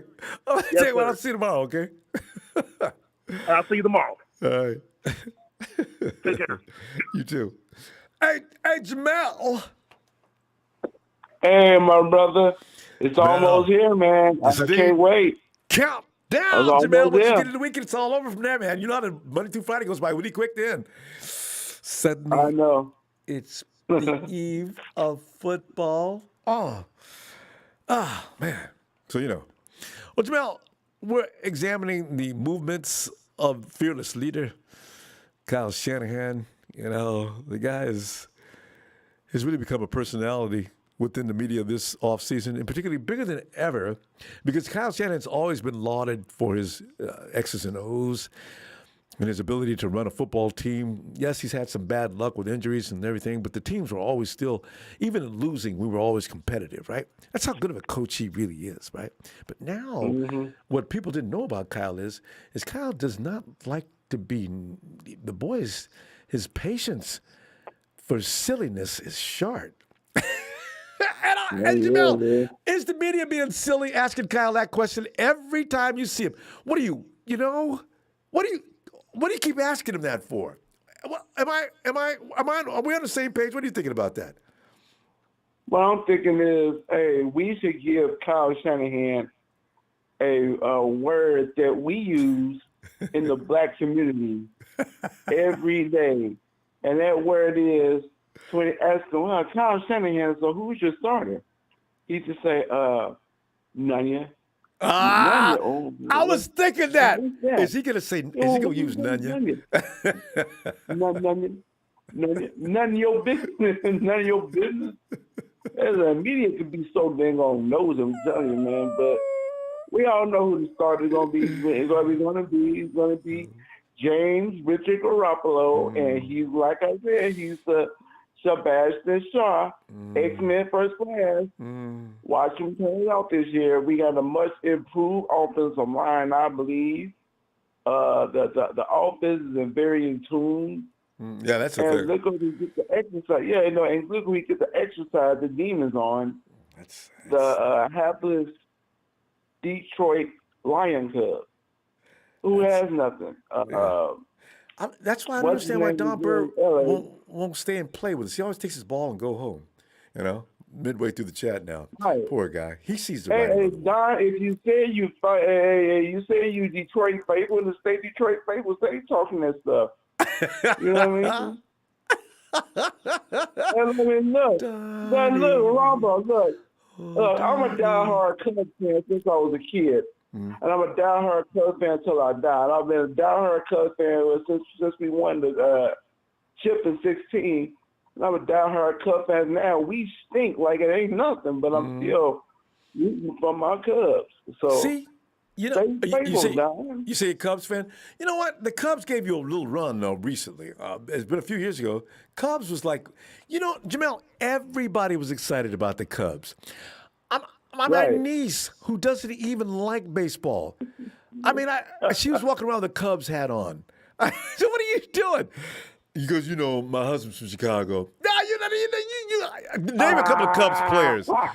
She says, oh man, shoot, look at you. I tried to buy you a Dodger cap a few years ago. You throw it in the trash. I found out about that. Oh, she's so. But my thing is, look, Jimmy, he's a starter. People get to quit playing. Jimmy is the starter. Let him do his thing and let Trey develop. He's still wet behind this system, so he got to learn. I'm patient. I'm learning, especially in my life right now, being patient. I get too impatient sometimes. Like Jamel needs to calm down, let go, let God, and it's coming to pass. So Jamel, so the things that happen. Hey, let Jimmy do his thing, guys. The team is hungry. he can This learn. is a redemption tour this year. We redeem ourselves from But you 19 know, or whatever. but you hit the nail right on the hammer. We have been through a lot since 2013. Yeah. I mean, the last Harbaugh year with Trent Baalke losing his mind and just tearing the organization apart from within. And then the coaches we went through after that, you look at Jimmy T. Jimmy T is not a head coach. Chip Kelly came in. I do think Chip Kelly got a raw deal, though, because I think, actually, if I could, Chip Kelly as my offensive coordinator, I think I wouldn't have had a lot of trouble with that. I just need a stable mind out there to tell Chip when to back off and stop running that hurry-up offense. Chip, you know what? You got a lot of great players in your arsenal. You don't have to. Hurry up is not necessary. You're not fooling anybody. You don't need to fool anybody. Yeah, he did. You know, because he did a darn good job in Oregon, right? Was it Oregon? Yeah, but you know, or was he coaching Oregon? Yeah, it was Oregon. But you know what? When you got college football, college teams have how many players on there? You can play go fast, hurry up football because you got an army out there that you don't have to worry about substitutions. So it's okay. But but like we have been through hell and back since then, though. 12, 13 after Harbaugh's last year, up until 2019, we got a breather, but we didn't finish. And now we went through 2020, which was sucked on so many different levels with the COVID bad season. It was just a year that nobody wants to remember ever again, Right. But yeah, it's gonna be fun though.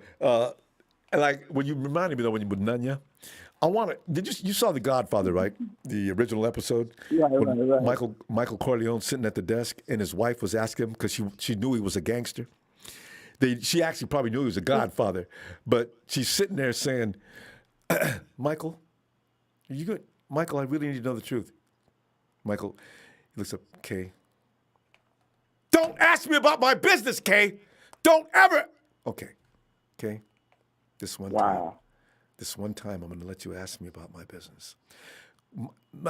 Pacino, to me, that is, of all the movies I've seen in my lifetime, that was the most powerful, perfect role ever played I've ever seen in my life. I watched that movie at least 100 times. Pacino's a god. That dude, whoa, that was good. And so I thought about Kyle doing that with the next media conference. Yep. Next time somebody asks him, Grant Cohn, right? Grant asked him, "Kyle, are you going to tell us? You going to tell us your quarterback now, or are you going to wait till let's win him?" Grant, don't ask me about my business. Kyle, don't ever ask me about my business. And all of a sudden, all right, Grant, just this one time, I'm going to let you ask me about my business. Who are you going to start this weekend? Whomever I want.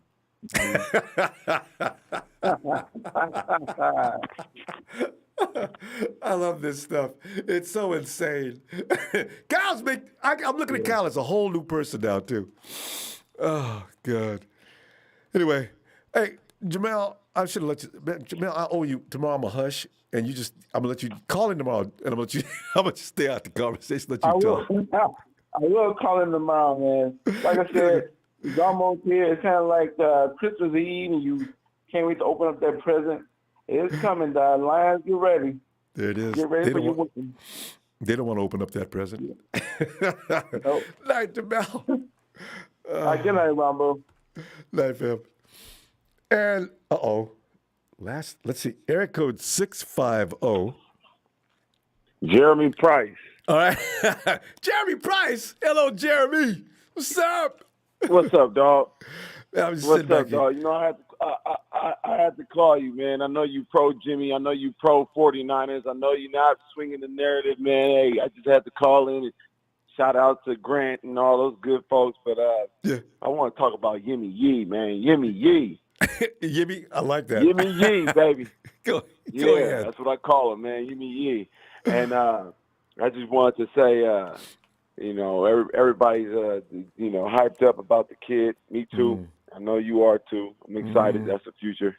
He got a good 2 years. He got a good 2 years, man. He gonna be all right. He gonna be all right. But Yimmy Yee, did you see that run? Did you see that run? Scared me to death. That boy's a killer.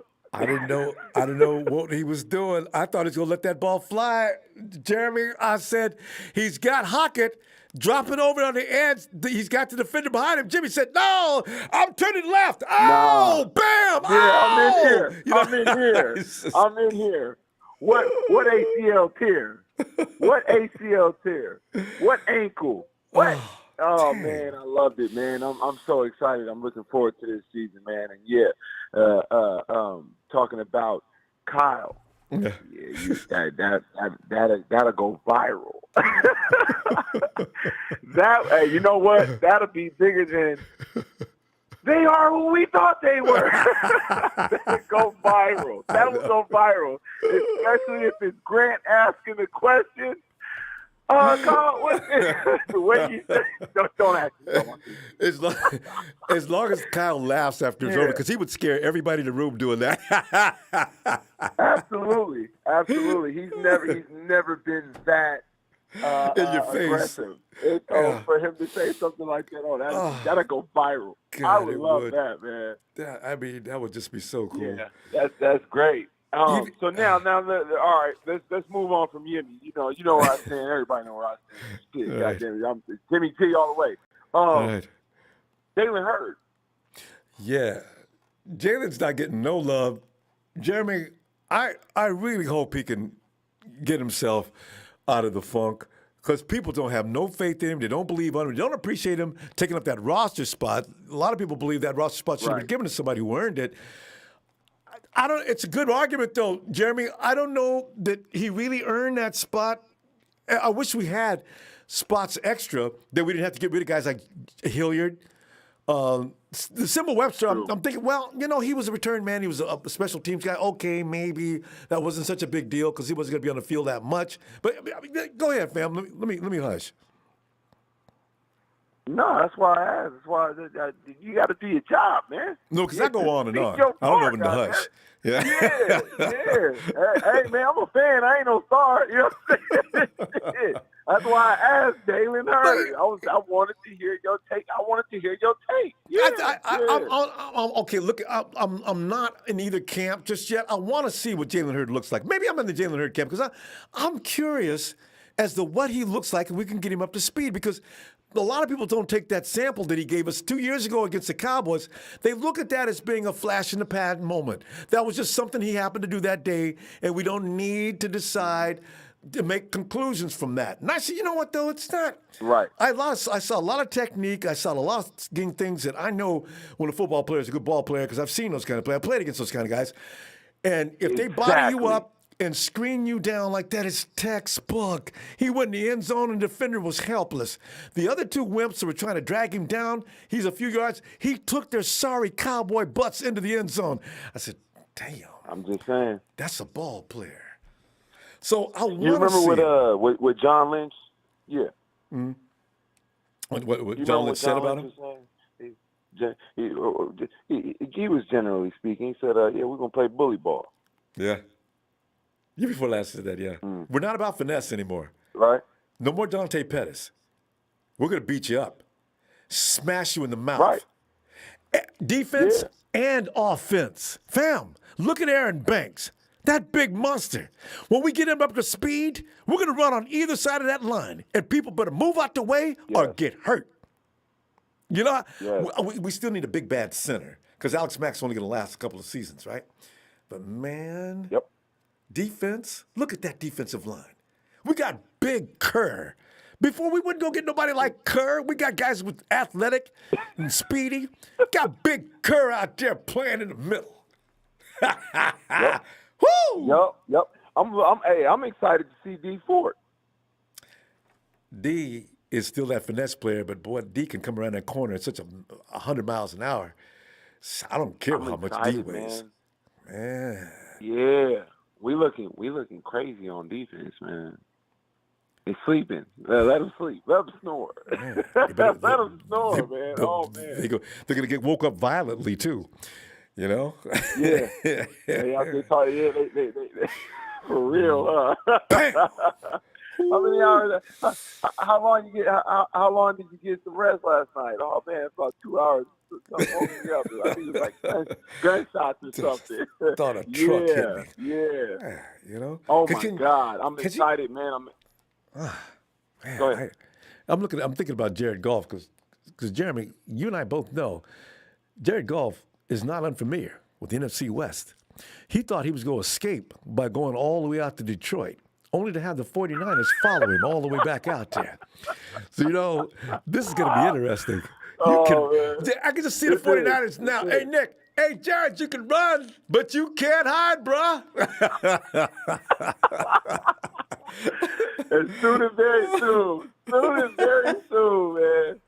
Hey, man, we less than 14 days removed. I can't wait. I'm excited, man. I'm going to come join. I'm gonna tap in with you tomorrow. Right. We're going to keep talking. I can't wait, man. Thanks for having me on. Oh, I Jeremy, really do appreciate that, great brother. to meet you, too. Yes, Looking sir. forward to tomorrow. Hope you got some time for us. I'll be looking for you. All right. All day, man. Go Niners, man. Gimme ye. Gimme ye. I'm going to change his You name ain't to that. throwing shit. We running it in there, man. Later. Later, fam. You call him Yimmy. Hey, Lee. Lee, you know what I love about this, Lee? You're calling us during the season. Lee is usually a man who leads up to the draft, and then you sort of like every now and then you might see him. Lee, what do we owe this pleasure tonight? Oh, we're both going to have to talk about the draft tonight, Ronbo. You know, it would be funny. You saw the same chart as I did. Chad Garrison posted up a chart the other day. I had to laugh. But you know what? Go ahead, Lee. Let's see where we're going to go with this. Well, you know, I heard people talking about, you know, I heard Trez crying about Jalen Hurd on the team. Mm-hmm. But Trez, you were the biggest supporter of Solomon Thomas, and we were all telling you he was a bum. You know what I mean? No, Trez, that was a bad pick. Trez is not backing down. He does know, and he admits that he was a Solomon Thomas. But Trey was against Solomon Thomas, and then he tried to pull me in to the Trez and sheep train. I was never a Solomon Thomas fan. Trey thought he had me. No, but I remember Trez sticking up for Solomon, and the thing is, like, you know, you can't really stick up for Solomon and then throw Jalen under the bus, because at the end of the day, Jalen Hurd's been injured. You know, if you're gonna blame anyone for Jalen Hurd, blame Kyle. Kyle wanted Jalen Hurd. You know, I remember that year, but I remember telling you we should go after that kid Terry McLaurin, third rounder. He was on the board. He's an absolute stud now. You know, last year I said, Yo, Lee, how can you mention that year and not mention my name, man? Is that you, Jack? Jack. I'm glad. I'm looking forward to your call after this. Jamal Adams, baby. Nah, Jack. Lee, you probably supported Jamal Adams too, though, if I know you. Yeah, I did too, me and Jack. But that was 2017. But then going back to that year, that was 2019. We got Jalen Hurd, Ronbo, and we should have went Terry McLaurin. You know, we got Debo in the second round.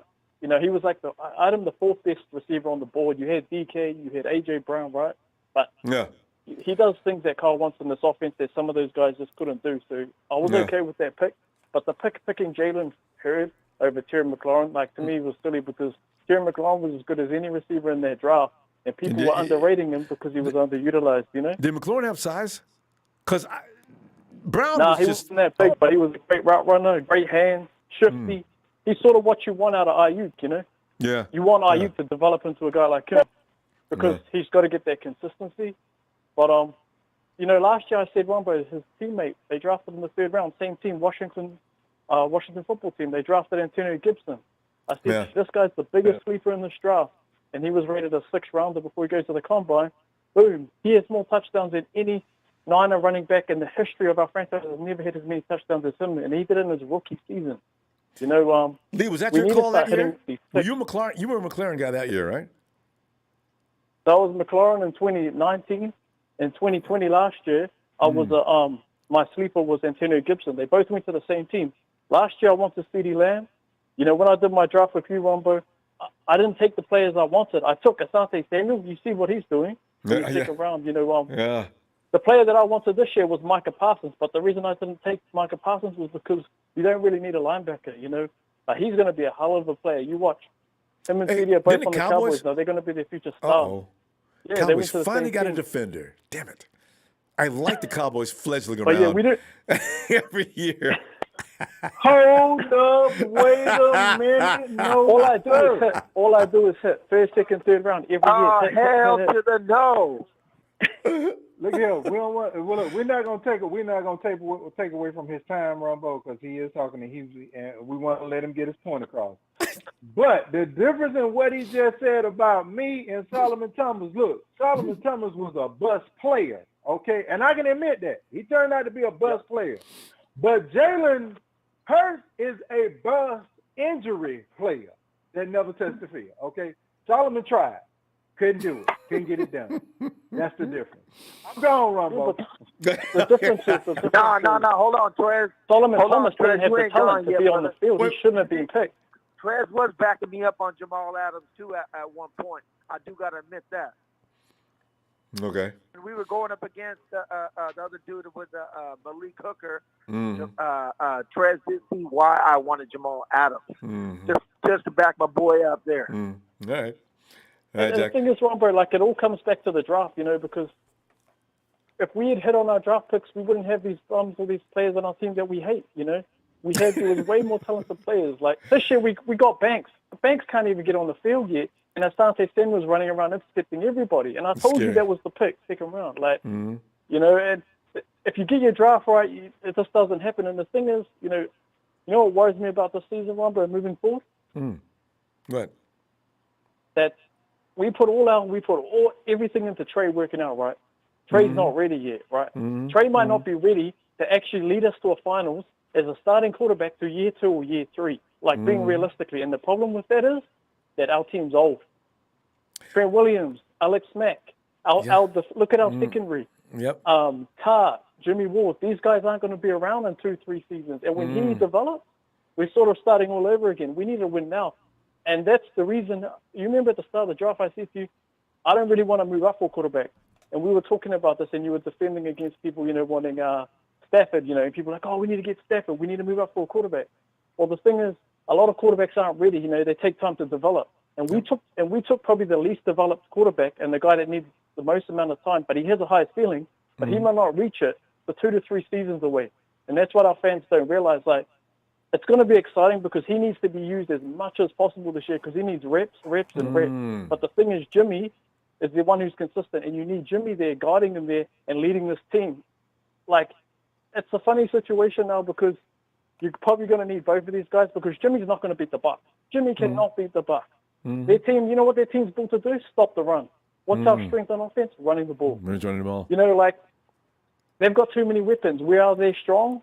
They're strong. Look at their receiving. Look who's the quarterback, Tom Brady. Maybe the best to ever do it. Where are we weak? Look at our corners. We got Mosby and Barrett. If Barrett gets injured, we're in a whole lot of trouble. We're in trouble. Yep. And so, as exciting as the season is, there's a lot of risk too because of how we drafted and how we sort of set our team up. Because really, people are thinking, you know, playoffs, we got to win now. But if we have an injury to Barrett or we lose Bosa, we're in a whole lot of trouble. Like, I don't think we can compete with teams like the Bucs in that. But you know what?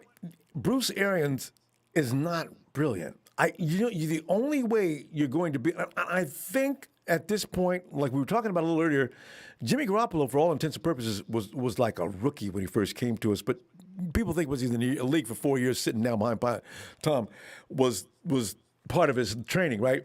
Now I got a feeling, we're going to see something interesting from Jimmy G this year. Kyle can outcoach Bruce Arians. I really wonder. You know what really worries me, though? I don't know if D'Amico can actually, you know how D'Amico, I mean, with Robert Saleh, he was out coaching a lot of offenses. So that concerns me. Because when it comes down to player for player, no, go ahead. Yeah, and I agree with you, Ronbo, and that's why I felt like we had to give our team, we had to give them more defensive pieces. We had to build up the defense. We went offense. Like, come on, like, we would look what we drafted this year. We went quarterback, we went offensive line, and then we went out and we got a running back. Like, and you said it during the draft, you think help too. the rookie defensive the DC. Yeah, true. And you said it during the draft. Remember I said when I wanted Kyle Pitts, and we were talking about they were going to get a quarterback, and I said, you know what? If they get a quarterback early, that's not fair to Jimmy. And I said, damn, you're right. So I said, you know what? If they get Kyle Pitts, that's that big weapon that we've always wanted to put next to George. Now you put that next to George, now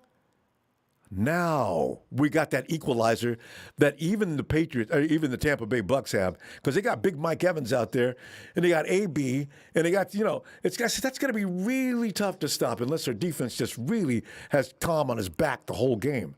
So you're right. There is going to be a problem there, Lee, and you've already pulled it right now, because in 2017 they laughed at me when I said I wanted Christian McCaffrey. And they said, no, Ronbo, nobody drafts a running back in the first round. Look at Christian McCaffrey now. God, I knew it. That would have been that's Kyle's. That's exactly what Kyle wants as a running back, too.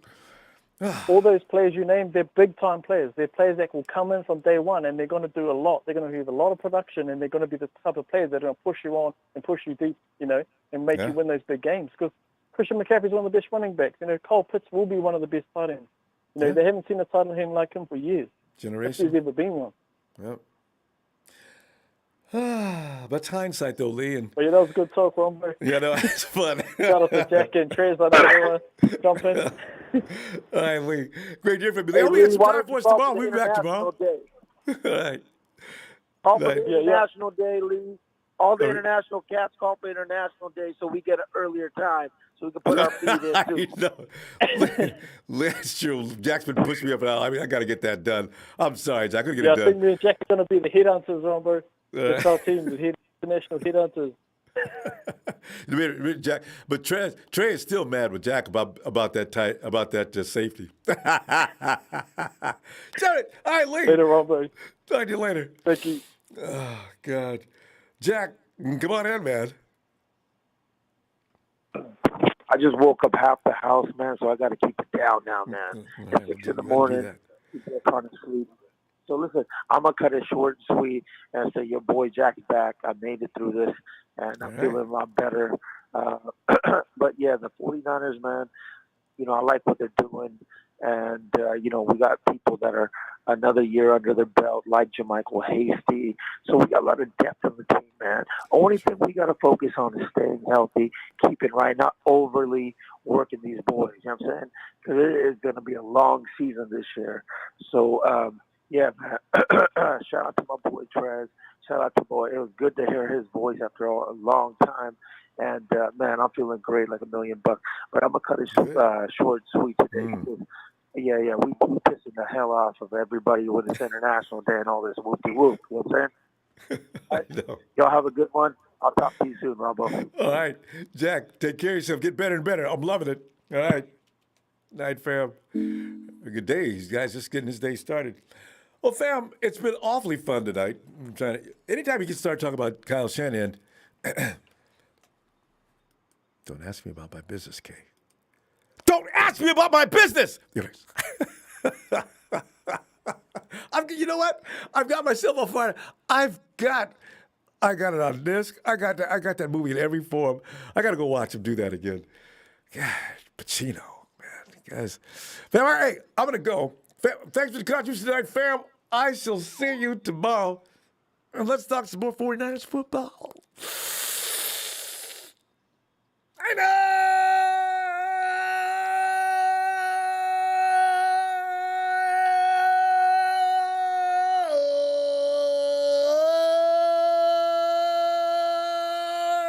Ah.